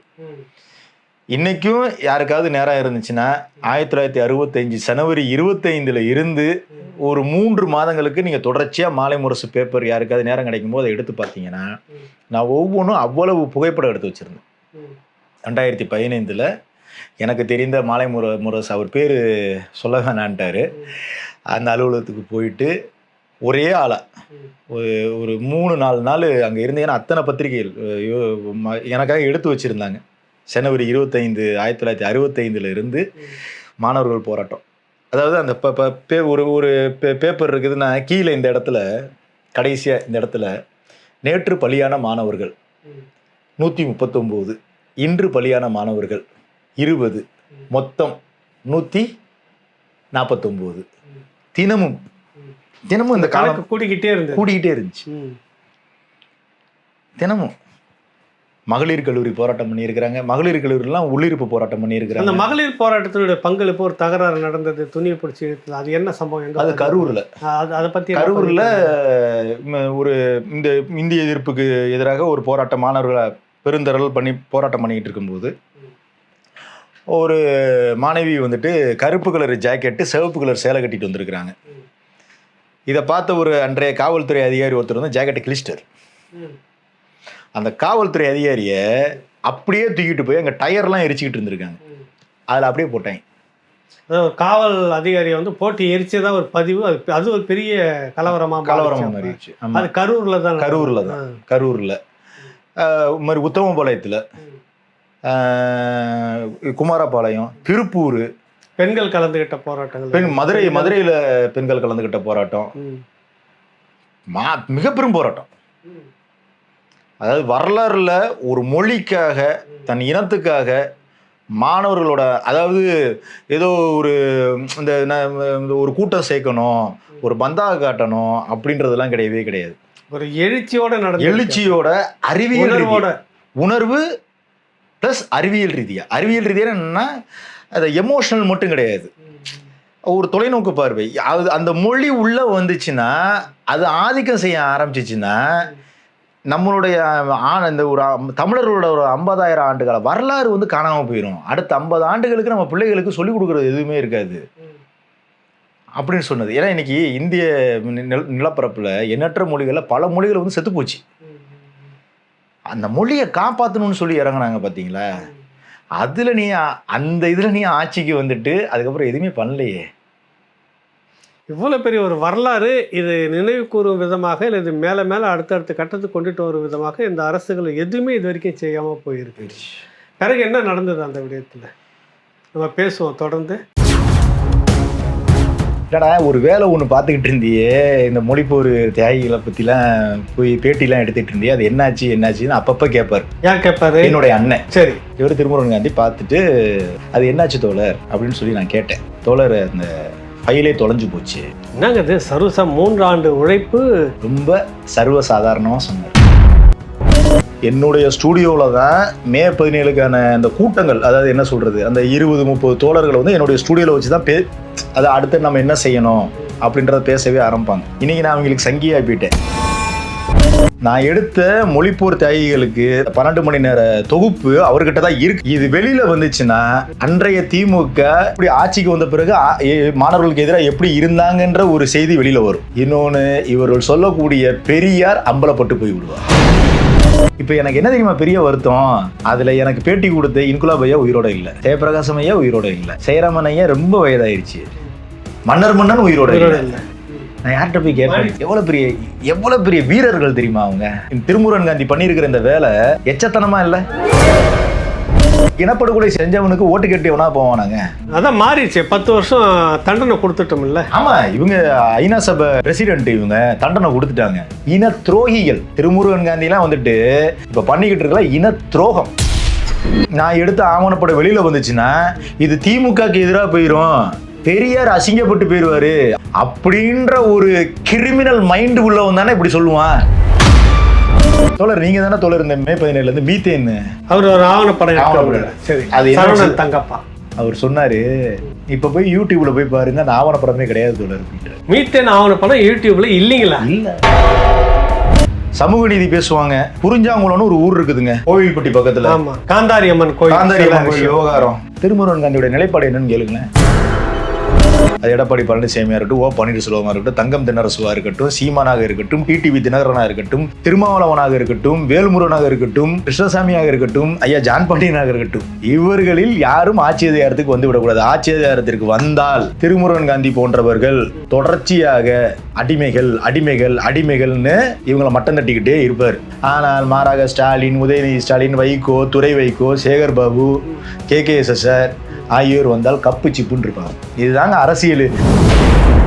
தோழர் எர்னஸ்டோ புகைப்பட கலைஞர், முன்னாள் மே 17 இயக்கத்தில் பயணித்த ஒரு தோழராக இருக்கக்கூடிய அவர். தொடர்ந்து நம்ம சந்திச்சுட்டு இருக்கிறோம். இந்திய எதிர்ப்பு போரில் நடந்த அந்த சம்பவங்கள், மறைக்கப்பட்ட பல உண்மைகள், வரலாற்று தகவல்கள் இவற்றை தேடி அலைந்து ஆவணப்படுத்திய அவர்கிட்ட அதனுடைய அடுத்த பகுதி என்னன்றதை நம்ம தொடர்ந்து பேச இருக்கிறோம். வணக்கம் தோழர். வணக்கம் தோழர்.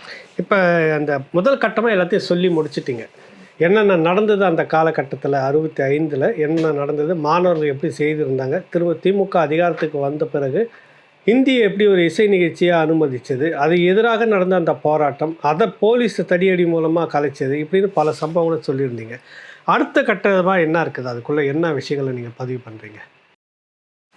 இல்லை, என்னன்னா இதில் வந்து சாதி மதம் அந்த மாதிரி எதுவுமே கிடையாது. எதுவுமே இல்லாமல் தான் நடந்தது. ஆமாம், தமிழர்கள் ஒரே நோக்கம் வந்து தமிழ் மொழி தமிழர்கள் அப்படின்ற ஒரு இதில் தான் நடக்குது. இது அடுத்த கட்டமாக வந்துட்டு பார்த்தீங்கன்னா இது அப்படியே நீர்த்து போகுது. இந்த செய்திகளும் சரி, அவர்கள் குறித்தான ஒரு பதிவுகளோ இல்லை அவர்களுக்கான ஒரு முன்னுரிமையோ அப்படின்றதே இல்லாமல் அப்படியே நீர்த்து போகுது. ஒரு 10 ஆண்டு காலம் அவங்களுக்கு வந்து அவங்க குடும்பத்துக்கு வந்துட்டு முக்கியமாக சிவகங்கை ராஜேந்திரன் அவர்கள் கூட, அவர் வந்துட்டு ஒரு போலீஸ்காரரோட பையன். சிவகங்கை ராஜேந்திரன் ஒரு அண்ணாமலை பல்கலைக்கழகத்தில் இறந்தார் பார்த்தீங்க, சுட்டு கொண்டாங்க பார்த்தீங்களா, அவர் வந்து ஒரு போலீஸ் அதிகாரியோட பையன் தான் சிவகங்கை ராஜேந்திரன். அவங்க அக்காவுக்கெல்லாம் ஒரு 10 ஆண்டு காலம் வந்து ஓய்வூதியம்லாம் கொடுத்துருக்குறாங்க, தியாகிகள் அப்படின்ற அடிப்படையில். அதுக்கப்புறம் அதுவுமே நிப்பாட்டிட்டாங்க. இது இப்படியே மெல்ல மெல்ல அப்படியே இதாகிடுச்சு. இந்த போராட்டத்தை இதில் பங்கெடுத்தவங்களை நம்ம அடுத்த தலைமுறை கொண்டு போய் சேர்க்கணும் அப்படின்ற ஒரு ஆர்வத்தில் நம்ம இவங்களெல்லாம் நேரில் போய் பார்த்து என்ன சொல்கிறது, ஒரு 3 ஆண்டு காலம் இதுக்காக நான் தேடி அலைந்து, பல பேருக்கு வந்துட்டு வேலைகள் இருக்கும். அதாவது மருத்துவர் சேதுலாம் வந்துட்டு சேராமன் தோழர் தான் சொல்கிறார், மருத்துவக் கல்லூரி மாணவர்கள்லாம் கலந்துக்கிட்டாங்க அப்படின்னு சொல்லி. அப்புறம் அவரை தேடி கண்டுபிடிச்சி அவர் மதுரைக்கு வந்து அவரை பார்த்து இது மாதிரிலாம் நம்ம பதிவு செய்து மாலை முரசு பேப்பரில் கூட நம்ம கிட்டத்தட்ட ஒரு 300க்கு மேற்பட்ட புகைப்படங்கள் நான் எடுத்து வச்சுருந்தேன். இதை பண்ணிக்கிட்டு இருக்கும்போது என்னென்னா, திருமுருகன் காந்தி அப்போ தான் உள்ளே வரார். அப்போதான் அவர் உள்ளே வர்றாரு. மே 17 இயக்கம் திருமுருகன் காந்தி அப்பப்போ தெரியும் எனக்கு. மதுரையில் வரக்கூடிய போராட்டங்கள் இதெல்லாம் நம்ம பார்த்துருக்குறோம், பழகிருக்கிறோம், பேசியிருக்கிறோம். ஏன்னா தமிழ் தேசிய இதில் இருக்கிறனால நம்ம பேசியிருக்கிறோம், பழகிருக்கிறோம். அப்போ அவர் வந்துட்டு இந்த மாதிரி ஒன்று பண்ணிக்கிட்டு இருக்கிறோம் அப்படின்னப்ப மீத்தேன் சொல்லி ஒரு ஆவணப்படம் சரவணன் தங்கப்பா எடுத்து, அது வந்து மே 17 இயக்கம் அவங்க தான் வெளியிட்டாங்க. அதை எடுத்தது வந்து சரவணன் தங்கப்பா. இது ரொம்ப முக்கியமான ஒரு செய்தி. அது முழுக்க மீத்தேனை வந்து இப்போ அந்த ஆவணப்படத்தை அது குறித்தான இதை வந்துட்டு ஒரு ஆவணப்படமாக எடுத்தாங்க. அது ரிலீஸ் பண்ணது தான் மே 17. அப்போ அது நல்லா கொஞ்சம் பிரபலமாக போயிட்டு இருக்கப்ப அப்போ தோழர் அப்போ இந்த இதையும் நம்மளே பண்ணுவோம், இந்த மொழிப்போர் இதை நம்மளே பண்ணுவோம் அப்படின்னு சொல்லி அவர் வந்துட்டு என்னுடைய நண்பருடைய அலுவலகம், அவரோட அலுவலகத்தில் வச்சு தான் இந்த ஃபுட்டேஜஸ் எல்லாமே கிட்டத்தட்ட ஒரு 12 மணி நேர ஃபுட்டேஜ் ஒளிப்படங்கள் பதிவு செய்து எல்லாருக்கிட்டையுமே தேடி திரட்டி. ஏன்னா அந்த குறிப்பிட்டு அவங்க சொல்லக்கூடிய இடங்கள், இப்போ அழகர் கோயில் அந்த காட்டுப்பகுதி இருக்குது பார்த்தீங்களா, அந்த வனப்பகுதி இருக்கு இல்லையா, அந்த மாண்டேஜ், அந்த போகிற பாதை, ஏன்னா நல்ல விஷுவல் கரெக்டாக இருக்கணுங்கிறதுக்காக அதுக்கான ஒரு பாதையை நம்ம தேடி, அப்புறம் வந்துட்டு மேலமாசி வீதி வடக்குமாசி வீதியை வந்துட்டு அதை வந்து ஒரு மாண்டேஜாக எடுத்தது, தியாகராயா கல்லூரி மாண்டேஜாக எடுத்தது, புதுச்சேரியில் ஒரு சிவபிரகாசம் ஐயாவை பார்க்க போகிறோம்னா ஒரு புதுச்சேரின்னா ஒரு இதாக காட்டக்கூடாது இல்லை, இது மாதிரி நிறைய எல்லாம் சேர்த்து பார்த்தோன்னா ஒரு 12 மணி நேர தொகுப்பு அந்த இது இருக்குது. இது எல்லாத்தையுமே பார்த்தார் அவர் கூட வந்தவர் சுந்தர்னு இன்னொரு தோழர் பார்த்துட்டு, ரங் தே பசந்தி ஹிந்தி படம் மாதிரி இருக்குது, இதை பெரிய அளவில் நம்ம ரிலீஸ் பண்ணணும் தோழர், ரொம்ப முக்கியமான ஒரு ஆவணப்படம் அப்படின்னு சொல்லி இது வந்து ஒரு 2.5 ஆண்டு காலம் நான் என்னுடைய இதுக்காக நான் வேலை பார்த்தது. அப்புறம் என்னாச்சுன்னா 2017 வரைக்கும் பார்த்து நம்ம கொடுக்குறோம், வாங்கிட்டு போயிட்டாங்க என்கிட்ட மொத்தமாக, அப்படியே வாங்கிட்டு போயிட்டாங்க. இது வந்து ஒரு ஹிந்தி படம் சொன்னீங்க, பேர் என்னது? ரங் தே பசந்தி. மிக பெரும் ஒரு எழுச்சி போராட்டமாக அதே போல இது இருக்கும். அதை நம்ம சிறப்பாக செய்வோம்னு சொல்லிட்டு வாங்குறாங்க. 17 நீங்க ஒப்படைக்கிறீங்க. ஆமா, யார்கிட்ட ஒப்படைச்சிங்க? திருமுருகன் காந்திட்ட தான் ஒப்படைக்கிறேன். அவர் தான் வாங்கிட்டு 12 மணி நேரம் 12 மணி நேரம் அந்த புகைப்படங்களும். ஆமா, மாலை முரசு எடுத்த புகைப்படம் எல்லாமே என்கிட்ட ஒரு சிங்கிள் பேப்பர் கூட கிடையாது. இப்படி யாராவது செய்வாங்களா தோழர்? ஒரு ஆவணப்படுத்திக்கிட்டு இன்னொரு பகுதியில் நீங்கள் கொடுத்துருக்கணும், ஒரு பிரதியாக கொடுத்துருக்கணும். மொத்தம் அப்படியே கொடுத்ததுக்கு என்ன காரணம்? என்ன நம்பி கொடுத்தீங்க நீங்கள்? ஒரு நம்பிக்கை தான், வேற ஒன்றும் கிடையாது. அவர் வந்துட்டு ரொம்ப எழுச்சியாக பேசுகிறாரு, தமிழ் தேசியத்துக்கு வந்துட்டு ரொம்ப எழுச்சியாக பேசுகிறாரு. அது போக இந்த மீத்தேன் இதெல்லாம் ரிலீஸ் பண்ணியிருக்கிறாங்க அப்படின்ற ஒரு நம்பிக்கையில் நான் கொடுத்தது. சரிங்களா? அந்த நம்பிக்கையில் நான் வந்து சரி கரெக்டாக கொடுத்துருவாங்க அப்படின்னு சொல்லி, அதுக்கப்புறம் தோழர் இதை வந்து இன்னும் 2-3 தோழர்கள்ட்டெல்லாம் நம்ம வந்து இதை பற்றி பேச வேண்டியது இருக்குது, அவங்களையும் நம்ம வீடியோ எடுக்கணும் அப்படின்னு சொல்லி சொல்கிறாரு. சரி தோழர் எப்போன்னு சொல்லுங்கள், நம்ம போய் பார்க்கலாம் தோழர் அப்படிலாம் நான் சொல்கிறேன் நான். ஆனால் அதுக்கப்புறம் எப்படி காலம் தள்ளி போகுது. அதுக்கப்புறம் அவர் சிறைக்கு போயிட்டு வந்தார். அதுக்கடுத்து மறுபடியும் இன்னொரு தடவை சிறைக்கு போயிட்டு வந்தார். 2019 இந்த தேர்தல் இதாகுது. அதன் பிறகு வந்துட்டு இந்த இது போக என்னன்னா, அவர் சிறைக்கு போயிட்டு வந்ததுக்கப்புறம் வந்துட்டு மதுரையில் வந்துட்டு ஒரு பொதுக்கூட்டம் நடத்துகிறோம். மே 17க்கு பொதுக்கூட்டம்னா அதுக்கும் வீடியோ கேமரா ஃபோட்டோ எல்லாமே நான் தான் எடுக்கிறேன். அந்த பொதுக்கூட்டத்துக்கும் நான் தான் எடுக்கிறேன். காசுலாம் வாங்குறது, எதுக்குமே காசு வாங்குறது. இப்போ இந்த 3 ஆண்டு தேடல் உழைப்பு இதுக்கான செலவு எல்லாமே உங்களுடைய தான். இயக்கம் அவர் என்ன கொடுத்தாருங்களா? யாரும் இந்த ஒத்த பைசா கொடுக்கல. என்னுடைய முன்கூட்டியே திரட்டி எல்லாத்தையும் வச்சிருக்கீங்க. அவர் வரும்போது இதை காட்டியிருக்கீங்க, இப்படி பண்ணியிருக்கிறேன். பிறகுதான் அவர் வந்து இதில் எடுத்துட்டு இப்படி ஒரு நல்ல விஷயம் இருக்குது வெளியில் கொண்டுட்டு வரான்னு வாங்குறாரு அவர். ஆமாம். சரி, வாங்கினது என்னாச்சு? பிறகு ஏன் வரல அந்த படம்? சொல்கிறேன். நான் அது ஒரு நம்பிக்கையில் கொடுத்தது சரின்ட்டு. அதுக்கப்புறம் தான் இன்னும் நிறைய பேர்ட்டெல்லாம் எடுக்கணுன்றாரு.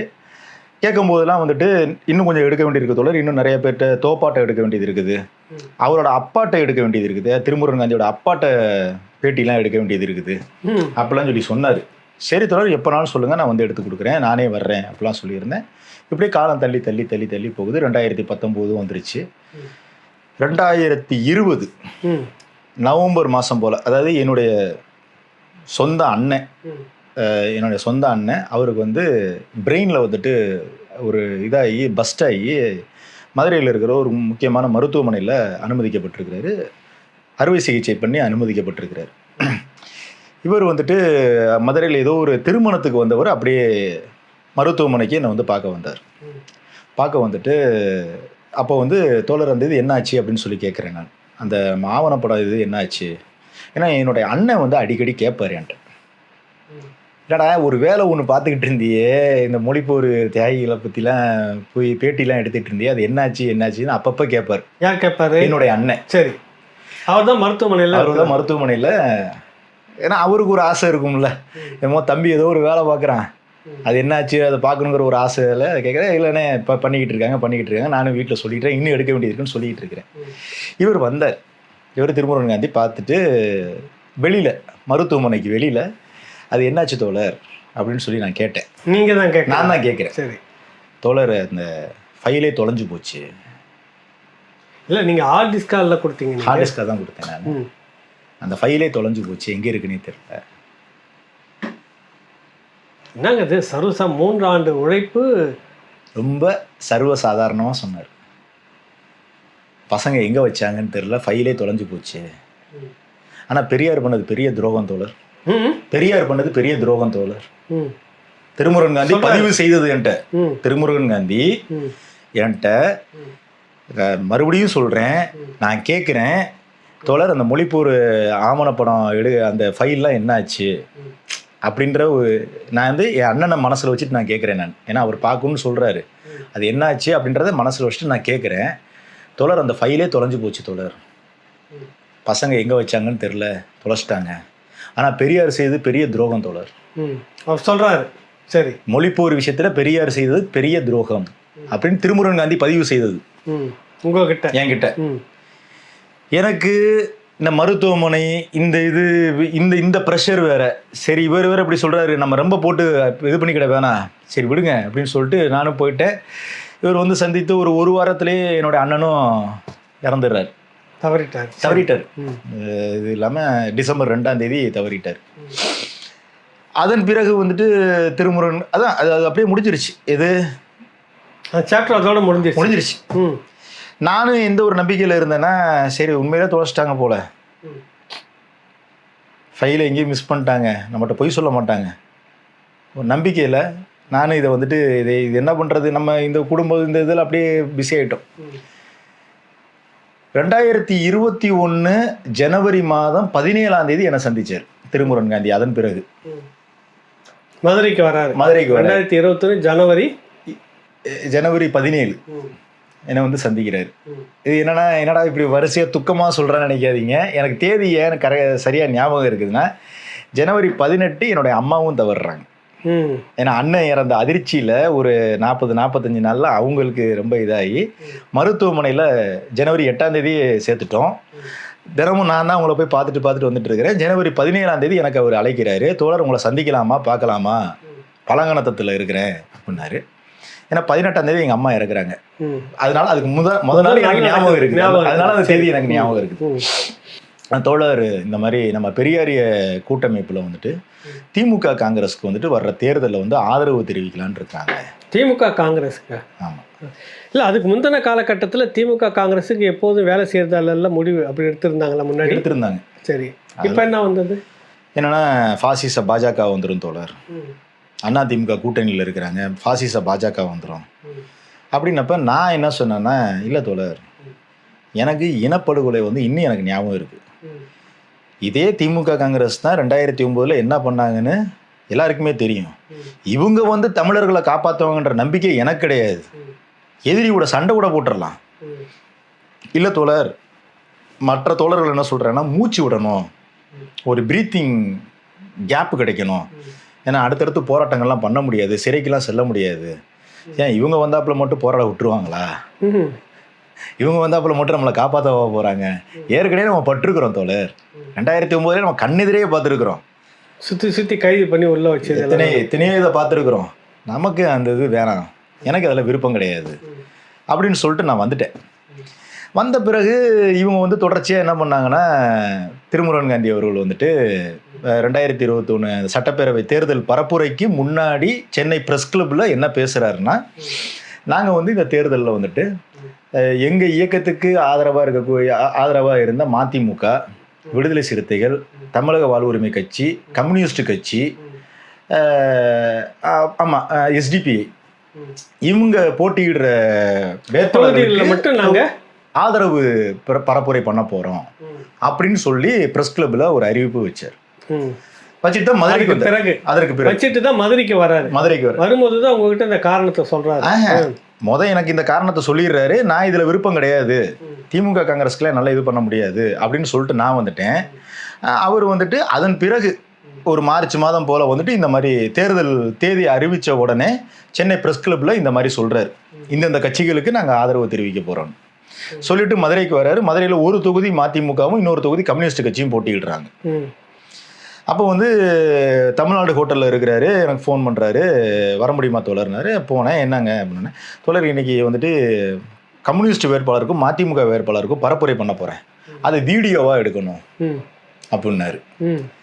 எனக்கு நான் இப்படியே சிரிச்சிட்டு தான் சொன்னேன், எனக்கு இந்த ரெண்டு கட்சி மேலேயுமே எனக்கு பெரிய இது கிடையாது. ஏன்னா இனப்படுகொலை அப்போ வந்துட்டு கம்யூனிஸ்ட் கட்சி எனக்கு எதுவும் செஞ்சது கிடையாது, இந்த இதுக்கு வந்துட்டு எந்த ஒரு போராட்டமும் பண்ணது கிடையாது. மாறாக கிண்டல் கேலி கூட பண்ணியிருக்காங்க. மதுரையில் இருக்கிற கம்யூனிஸ்டுகள் எதிராக தான் இருந்தாங்க. இன்னொன்று மதிமுக மேலெல்லாம் எனக்கு வந்து பெரிய அபிமானம் கிடையாது, சுத்தமாக எனக்கு கிடையாது. அதனால் இதை என்னால் வீடியோ ஓப்பனாகவே, நமக்கு என்ன ஓப்பனாகவே நான் சொல்லிட்டேன், இதை வீடியோ எடுக்க முடியாது தோழர் அப்படின்னு சொல்லிட்டு வந்துட்டேன்.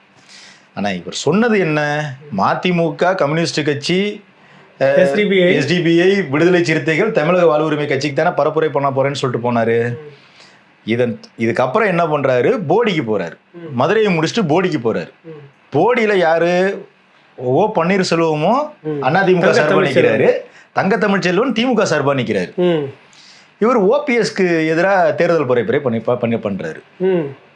நான் ஃபோன் பண்ணியே கேட்குறேன், என்னங்க நீங்கள் இதில் இப்படி சொல்லிட்டு ஓபிஎஸ்க்கு போய் எதிராக அங்கே தேர்தல் பரப்புரை பண்ணுறீங்க, அங்கே என்ன எஸ்டிபிஐ நிற்கிதா, விசிகா நிற்கிதா, தமிழக வாழ்வுரிமை நிற்கிதா, மதிமுக நிற்கிதா, இல்லாட்டி கம்யூனிஸ்ட் கட்சி நிற்கிதானே?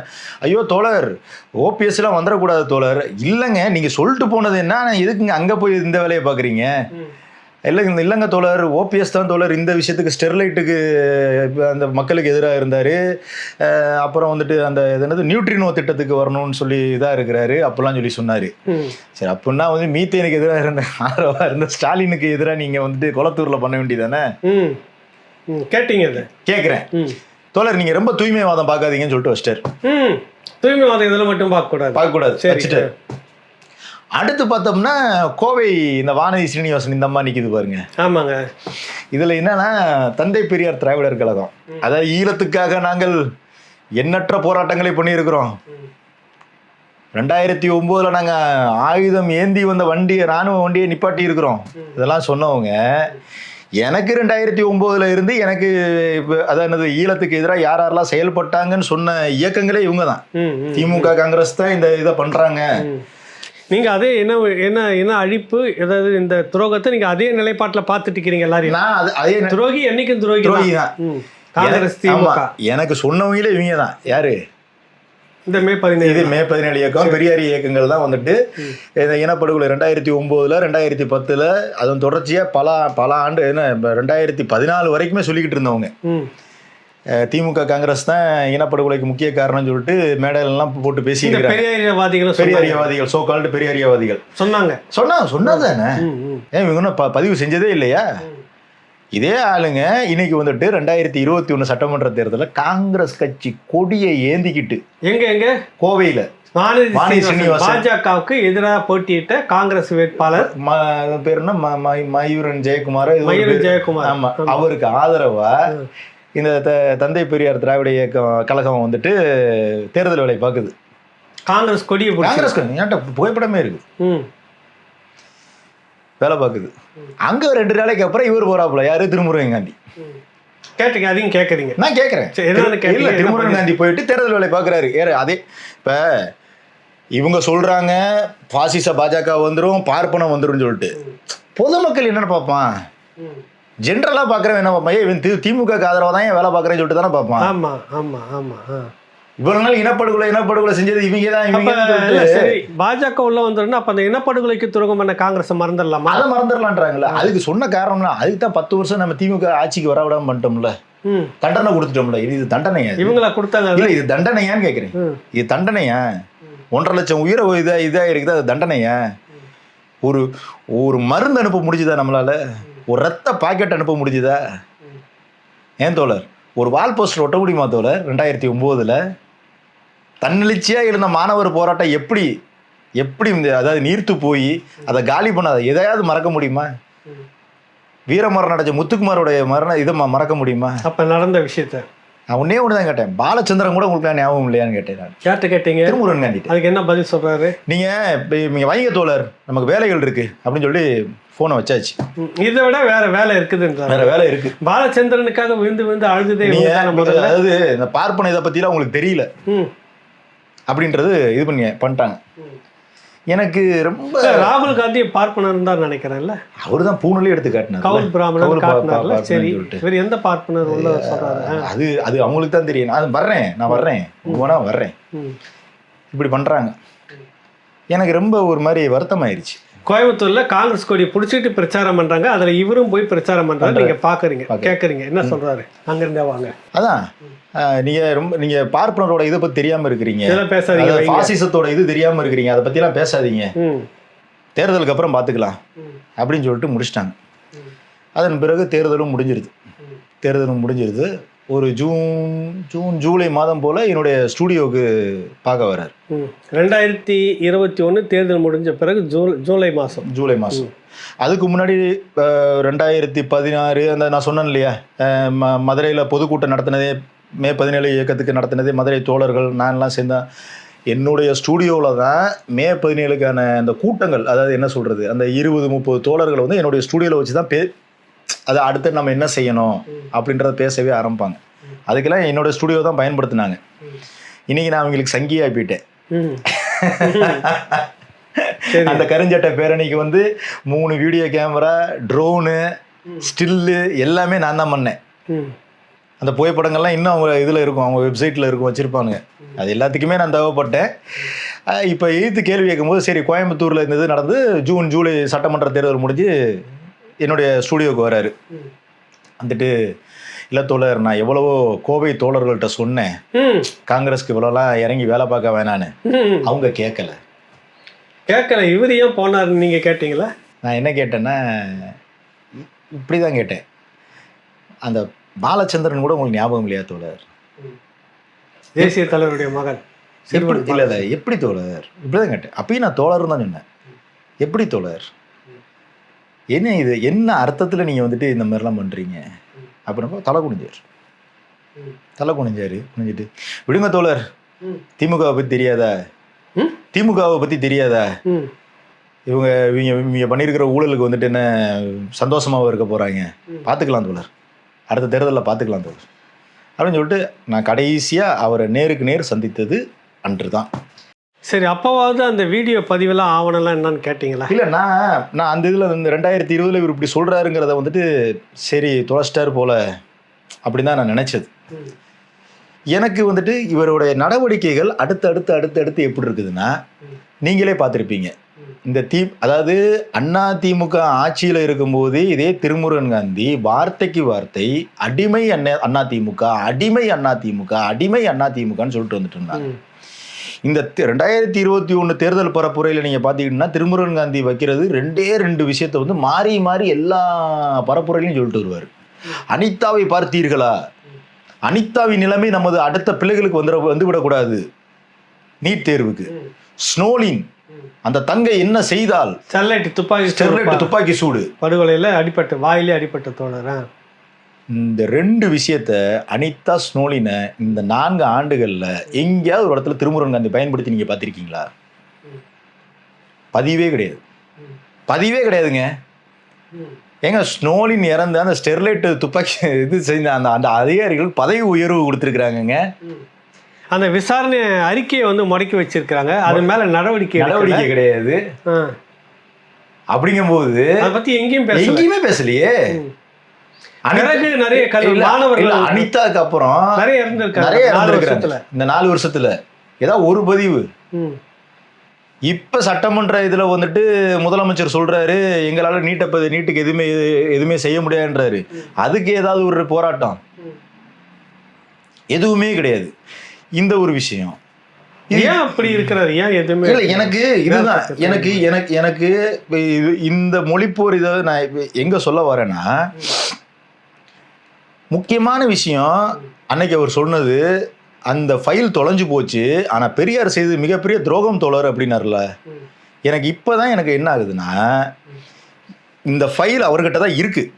நான் எடுத்த மொழிப்போர் தியாகிகளுக்கு நான் எடுத்த பேட்டியான அந்த 12 மணி நேர தொகுப்பு அவர்கிட்ட தான் இருக்கு. இன்னும் இருக்கு. லேஸ்ல தொலைக்கக்கூடியது அல்லது லேஸ்ல இது வெளியில வந்துச்சுன்னா திமுக, அன்றைய திமுக ஒரு எழுச்சியா 65ல் மாணவர்களுக்கு ஒரு ஊக்கத்தை கொடுத்த திமுக, அதுக்கப்புறம் அந்த மாணவர்களுக்கு எதிராக எப்படி ஆட்சிக்கு வந்த பிறகு மாணவர்களுக்கு எதிராக எப்படி இருந்தாங்கன்ற ஒரு செய்தி வெளியில வரும்.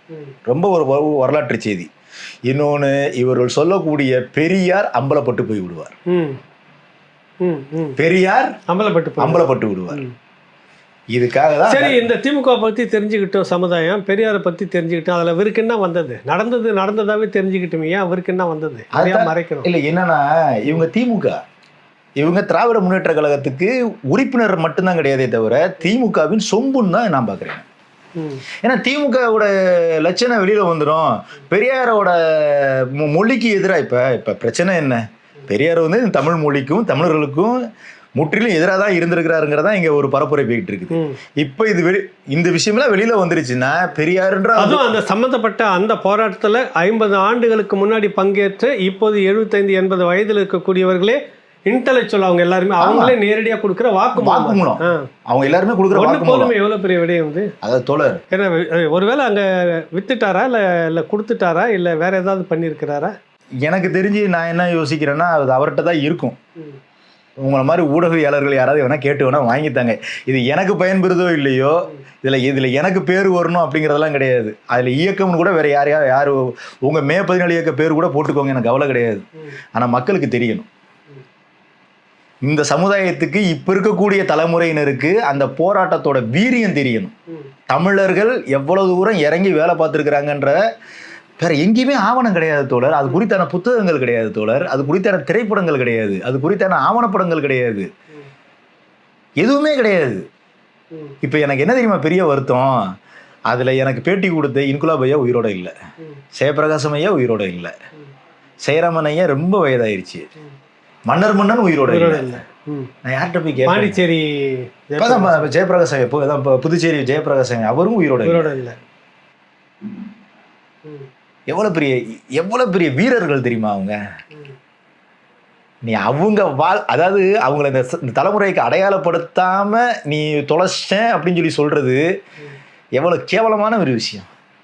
எவ்வளவு கேவலமான ஒரு விஷயம். நீ திருமுருகன் காந்தி பண்ணியிருக்கிற இந்த வேலை எச்சத்தனமா இல்லை? அப்படி என்ன உங்க என்ன நோக்கம்? அவர் ஏன் அப்படிலாம் நடந்துக்கிறாரு? இல்ல நான் என்ன பாக்குறேன்னா, இது நோக்கம் என்னன்னா, இந்த ஆவணப்படம் வெளியில வந்துச்சுன்னா திமுக அம்பலப்பட்டு போகும். அதான் படித்தோம் நடந்தது என்னவோ வெளியே சொல்ல பெரியார் அம்பலப்பட்டு போயிடுவார். அதை காப்பாற்றணும். அதை காப்பாற்ற அரணாக அவர் இருக்கிறாரு. அதுதான் இருக்கிறாரு. அது இருக்கிறதுனால தாங்க இனப்படுகொலை செஞ்சவனுக்கு ஓட்டு கட்டியவனா போவானாங்க. அதான் மாறிடுச்சு. 10 வருஷம் தண்டனை கொடுத்துட்டோம்ல. ஆமா, இவங்க ஐநா சபை பிரசிடென்ட் இவங்க தண்டனை கொடுத்துட்டாங்க. அதாவது சொந்த ரத்தம் தானே துடிக்கும் தோழர். பாலச்சந்திரன் என் தம்பி, தலைவர் அதாவது தலைவர் மட்டும் இல்ல, காவல் தெய்வம். யாரு மேதகு வந்து காவல் தெய்வம் அப்படின்ற உணர்வு இருக்கிறவங்க தானே அதோட அந்த வருத்தம் தெரியும். இவங்களை பொறுத்தவரை முத்துக்குமரன் வேற யாரோ தானே. முத்துக்குமரன் வேற யாரோ, பாலச்சந்திரன் வேற யாரோ தானே. அந்த 1.5 எவனாவது ஒருத்தன் இன்னைக்கு பேசுறாங்களே, நாங்க வந்துட்டு புலிகளுக்காக வந்து வெடிகுண்ட பெட்ரோல் பாம் எரிஞ்சவங்க வச்சாங்கன்னு. அதுக்கு தான் ஒரு தோழர் பதிவு போட்டிருக்கிறாரு. அப்ப 2009 அவங்க பெட்ரோல் பாம் எல்லாம் என்னடா பண்ணிட்டு இருந்துச்சுன்னு கேட்கிறாருல. இன துரோகிகள்.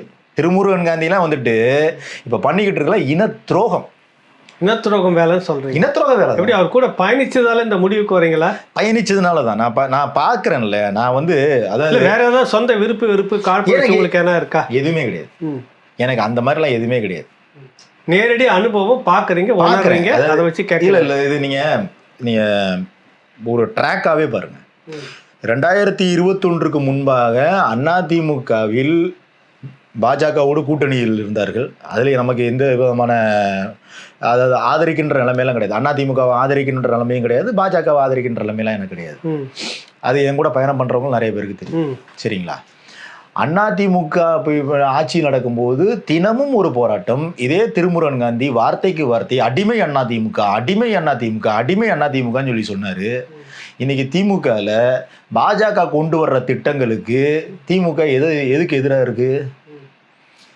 கருணாநிதியின் காயின் வெளியீட்டு விழாக்கு ராஜ்நாத் சிங் வராரு. மோடி எத்தனையோ முறை வந்துட்டு போறாரு. செலவிக்கிறதுக்கு வெங்கைய நாயுடு வராரு. அமித்ஷா இப்ப கூட வந்துட்டு போனாரு. உங்க கோபேக் மோடி கோஷம் என்னாச்சு? உங்களோட கருப்பு பலூன் என்னாச்சு? இவங்க செய்தாங்களா அதெல்லாம்? ஆமா, மதுரையில செஞ்சாங்கல்ல. மதுரை பெரியார் பேருந்து நிலையத்துல இதே திருமுருகன் காந்தி வந்து செஞ்சாருல்ல. கோபேக் மோடி மதுரைக்கு வந்தப்ப இதே கோபேக் மோடி செஞ்சாங்கல்ல. ஏன் இப்ப செய்யல? ஏன் செய்யல? காரணம் எல்லாம் அப்படியே இருக்குல்ல. எதிர்க்கக்கூடிய காரணம் இருக்குல்ல. ஒன்றும் இன்னும் இருக்குல்ல. அதே பாசிசம் தானே. என்ன நீட் என்ன போயிருச்சா? 8 வழிச்சாலை போயிருச்சா? பரந்தூர் விமான நிலையம் போயிருச்சா? என்ன தோழர், ஏன் இப்ப மட்டும் என்ன காரணம்? அப்ப எனக்கு இதெல்லாம் பார்க்கும்போது எங்க இந்த மொழி இந்த இந்திய எதிர்ப்பு ஆவணப்படத்துக்கு நான் எடுத்த ஆவணப்படம் வெளியில வந்துச்சுன்னா இது திமுகக்கு எதிராக போயிரும், பெரியார் அசிங்கப்பட்டு போயிடுவாரு, அம்பலப்பட்டு போயிடுவாரு அப்படின்ற ஒரு கிரிமினல் மைண்டு உள்ளவன் தானே இப்படி சொல்லுவான். உள்நோக்கம் இருக்குல்ல உனக்கு. அந்த ஆவணப்படம் வெளியில வந்துச்சுன்னா இன்னைக்கு பெரியார்ன்றவரை வந்துட்டு இந்த தலைமுறையினர் தெரிஞ்சுக்கிடுவாங்க. நேரடி சாட்சிகள் அவங்களாம். யாரு? இன்குலாப் ஐயா, சேராமன் ஐயா, மன்னன் இவங்கெல்லாம் நேரடி சாட்சிகள். பெரியார் எப்படி இந்த இனத்துக்கு இருந்த மாணவர்கள், களத்துல இருந்த மாணவர்கள். அவங்க பெரியார் எப்படி இந்த இதுக்கு வந்துட்டு விரோதமா இருந்திருக்கிறாரு. இந்த மாணவர்களை வந்து சுட்டு கொன்னுட்டாங்களே. 400 பேருக்கு மேற்பட்டவர்கள். இந்தியாவில் எங்கேயுமே கிடையாது தோழர். அப்படி ஒரு போராட்டத்தை ஜல்லிக்கட்டு இதெல்லாம் வந்துட்டு அது வந்துட்டு வேற ஒரு அரசியல் மடைமாற்றம் தான் வச்சுக்கோங்க. இதெல்லாம் தன்னெழுச்சியா எழுந்த ஒரு போராட்டம். எந்த உலகத்துல நீங்க எந்த இனத்திலையும் பார்க்க முடியாது தோழர். ஒரு மொழிக்காக மாணவரோட பங்களிப்பு, அதுக்கு பேராசிரியர்கள், தமிழ் அறிஞர்கள் அவங்க இறங்கி வேலை பார்த்தது, பொதுமக்களோட ஆதரவு எங்கேயுமே கிடையாது. அது வெளியில தெரிஞ்சிடக்கூடாதுன்னு சொல்லிட்டு நீ எவ்வளவு கிரிமினலா இது பண்ணியிருக்கிறேன். நான் அதுக்கப்புறம் சரவணன் தங்கப்பாவை நான் மீட் பண்ணுறேன். சரி, எனக்கு மீட் பண்ணீங்க? அதான் எனக்கு இந்த டவுட்டு. எனக்கு இவரோட தொடர்ச்சியாக இவர் திமுகவை எதுவுமே கேட்கும் போதெல்லாம் சொல்லுவாங்க, நாங்கள் திமுகவை எதிர்த்து எவ்வளவு போராட்டங்கள் பண்ணியிருக்கிறோம் தெரியுமா, அது பண்ணியிருக்கிறோம். நீங்கள் பாருங்கள், எல்லா போராட்டங்களும் இருக்கு, இவங்க நடத்தின போராட்டங்களாக இருக்கட்டும், இல்லாட்டினா அறிக்கைகளாக இருக்கட்டும், காவல்துறையினர் சரியில்லை. ஒரு வார்த்தை கூட இந்த திமுக அரசையோ தமிழக முதல்வரையோ எதிர்த்து ஒரு வார்த்தை இருக்காது. காவல்துறையினர் சரியில்லை, காவல்துறையினர் கருப்பாடுகள் இருக்கிறது, காவல்துறையினர் காவிகள் இருக்கிறார்கள், இப்படிதான் இருக்குமே தவிர வந்துட்டு அரசு அதிகாரிகள் சரியில்லை. ஏண்டா, காவல்துறையினர் யார் கட்டுப்பாட்டில் இருக்கிறாங்க? ஏன்னா அந்தமான் அரசு வேற நிக்க போற, வேற எதனா ஒரு உகாண்டா அரசு கட்டுப்பாட்டில் இருக்குன்னு. ஆமா, அது மாதிரி கேட்டா நாங்க திமுக எத்தனை போராட்டம் பண்ணி, என்ன போராட்டம் பண்ணிருக்கிற சொல்லு, என்ன போராட்டம் பண்ணிருக்க? போராட்டம் நடத்தவே இல்லை. எங்க பண்ணிருக்கிறாங்க எனக்கு தெரியல. நான் விவசாயி மீது குண்டர் சட்டம் போட்டாங்க, இவங்க என்னங்க பண்ணாங்க? இவங்க இது அதிமுக பண்ணியிருந்தா ஒரு சாலை மறியலுக்கு வந்து, சாலை மறியல், அடிமை அதிமுக. ஏன்னா தமிழ்ல வந்து நீங்க ஆட்சி அதிகாரத்தில் இருந்துடக்கூடாது. என்ன சொல்றீங்க? ஒரு தமிழர் வந்துட்டு ஆட்சி அதிகாரத்தில் இருந்துடக்கூடாது. மே 17 திருமுருகனுக்கு அந்த எண்ணம் இருக்கு, அந்த எண்ணம் இருக்கு தோழர், இருக்குன்றீங்களா? கன்ஃபார்மா இருக்கு. இல்லாட்டினா நான் எக்ஸாம்பிளோட சொல்றேன் இல்லையா, நான் சரவணன் தங்கப்பா விஷயத்த சொல்லிடுறேன். நான் சரவணன் தங்கப்பாவுக்கு எனக்கு நீங்க நல்ல ஒரு கேள்வி கேட்டீங்க. என்னன்னா, மே திருமுருகனுக்கு வந்து தமிழர் அந்த ஆட்சிக்கு வந்துடக்கூடாதுன்ற எண்ணம் இருக்கா அப்படின்னு கேட்குறீங்களா? அதுக்கு முன்னாடி சரவணன் தங்கப்பா விஷயத்த சொல்லிடுறேன் நான். தோழர், நீங்க தானே தோழர் இந்த மே 17 ஆரம்பிச்சிங்க. மே 17 மீத்தேன் அவர் ஒரு ஆவணப்படம். சரி, அது சரவணன் தங்கப்பா அவர் சொன்னாரு, இப்ப போய் யூடியூப்ல போய் பாருங்க, அந்த ஆவணப்படமே கிடையாது தோழர் அப்படின்ற. மீத்தேன் ஆவணப்படம் யூடியூப்ல இல்லைங்களா? இல்ல. ஏன் இல்ல? எடுத்துட்டாங்க. அவர்கிட்ட ஃபுட்டேஜ் ஆட்டையை போட்டாச்சு. சரி, அவர் சரவணன் தங்கப்பா போடலாம்ல? ஃபுட்டேஜே இல்லையே. என்னங்க எடுக்கிறவங்க எல்லாம் நீங்க வந்துட்டு உங்களுக்குள்ள ஒரு நகல் ஒரு பிரதி வச்சுக்காத கொடுத்துருவீங்களா?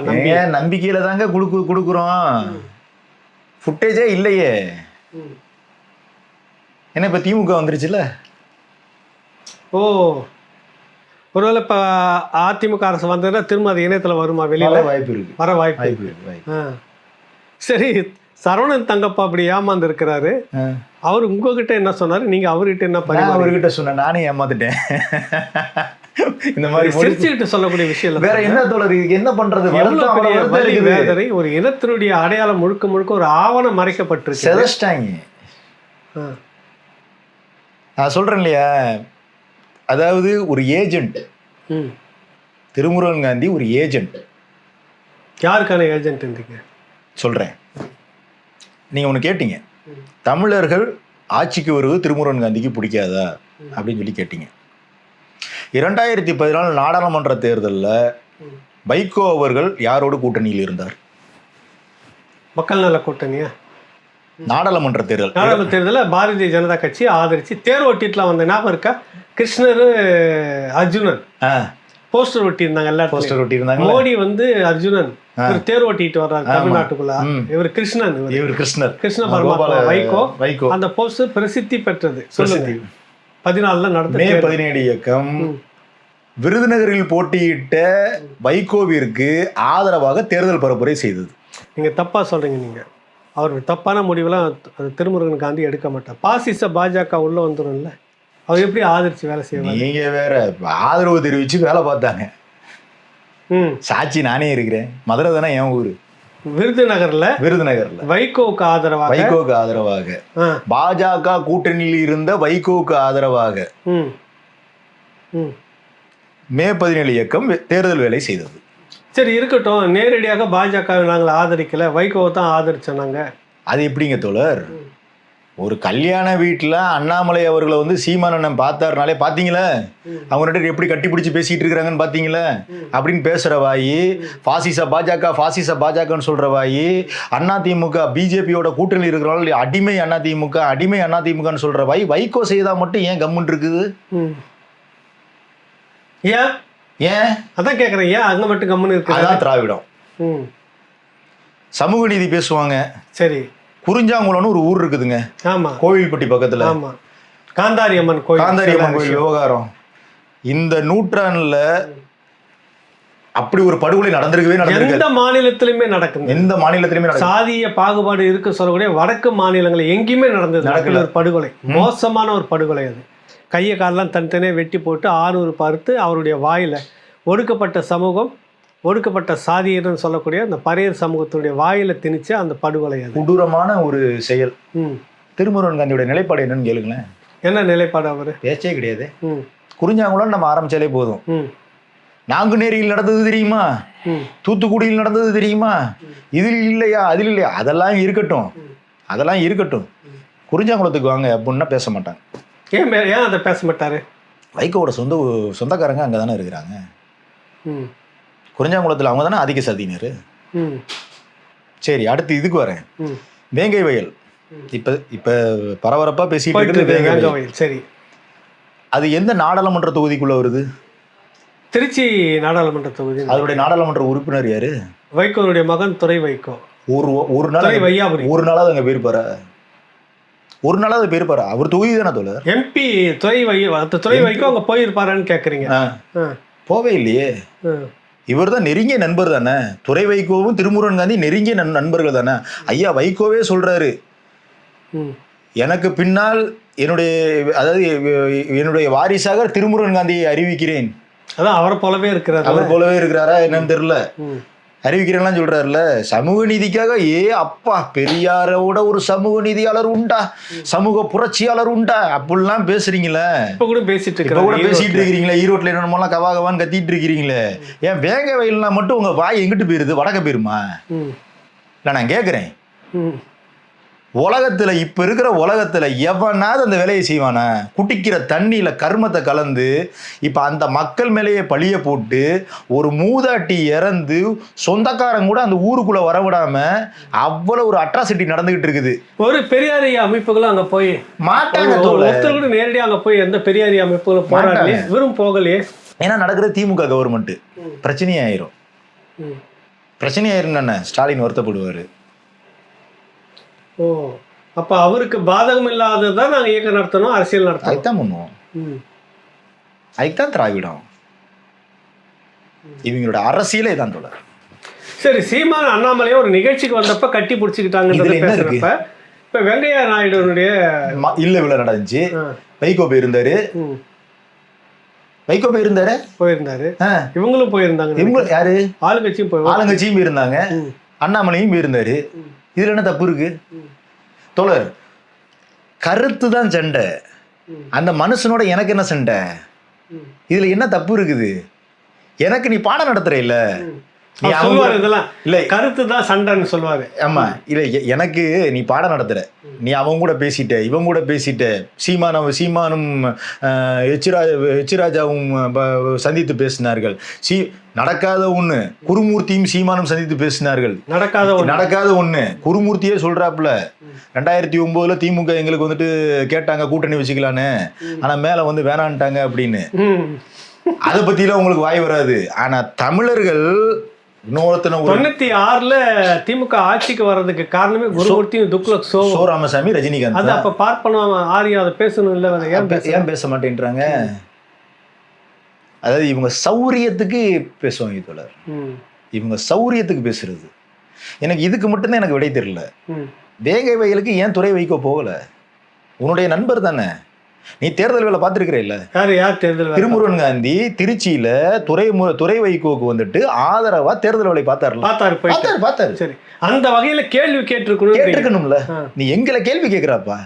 சரிப்பா, நாங்க சமூக நீதிக்கு எதிரானவர்கள், நாங்கள் சமூக நீதிக்கு எதிரானவர்கள், நாங்கள் பேதங்கள் பார்ப்பவர்கள்.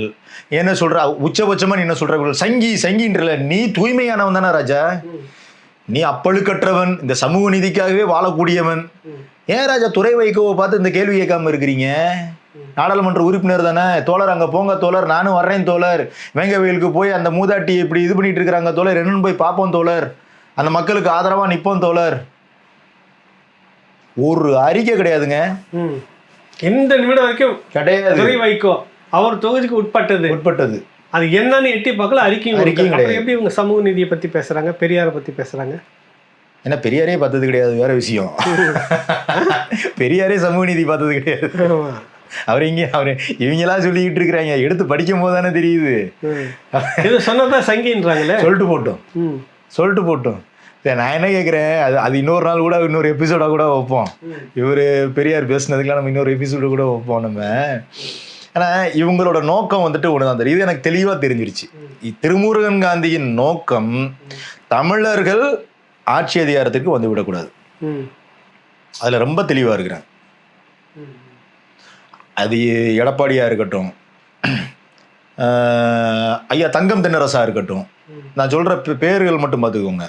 அது எடப்பாடி பழனிசாமியாக இருக்கட்டும், ஓ பன்னீர்செல்வமாக இருக்கட்டும், தங்கம் தென்னரசுவாக இருக்கட்டும், சீமானாக இருக்கட்டும், டிடிவி தினகரனாக இருக்கட்டும், திருமாவளவனாக இருக்கட்டும், வேல்முருகனாக இருக்கட்டும், கிருஷ்ணசாமியாக இருக்கட்டும், ஐயா ஜான் பாண்டியனாக இருக்கட்டும், இவர்களில் யாரும் ஆட்சி அதிகாரத்துக்கு வந்து விடக்கூடாது. ஆட்சி அதிகாரத்திற்கு வந்தால் இவங்கெல்லாம் பெரியார பேசிக்கிட்டு இருக்கிறாங்க, திமுக அனுசரணையா இருக்காங்க, இருந்தாலும் அவங்க ஒரு தனி செல்வாக்கு ஆட்சிக்கு வந்துடக்கூடாது. இவர்கள் யாராவது வந்தால் திருமுருகன் காந்தி போன்றவர்கள் தொடர்ச்சியாக அடிமைகள்னு இவங்களை மட்டம் தட்டிக்கிட்டே இருப்பார். திருமாவளவன் தோழர் வந்தாலுமே ஜான் பாண்டியன் வந்தாலுமே இவங்க இப்படி தாங்க பண்ணுவாங்க. ஆனால் மாறாக ஸ்டாலின், உதயநிதி ஸ்டாலின், வைகோ, துரை வைகோ, சேகர் பாபு, KKSSR ஆகியோர் வந்தால் கப்பு சிப்புன்னு இருப்பாங்க. இதுதாங்க அரசியல்.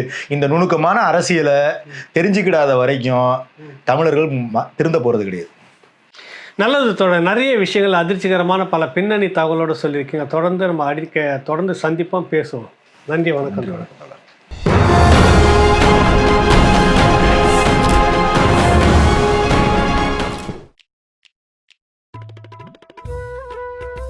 சார் ரெடினா சொல்லுங்க சார், ரோலிங் போயிடலாம்.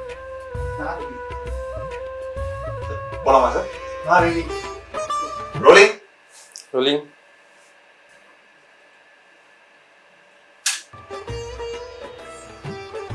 சார் ரோலிங் ஆகிட்டு இருக்கு, ஆரம்பிக்கலாம் சார்.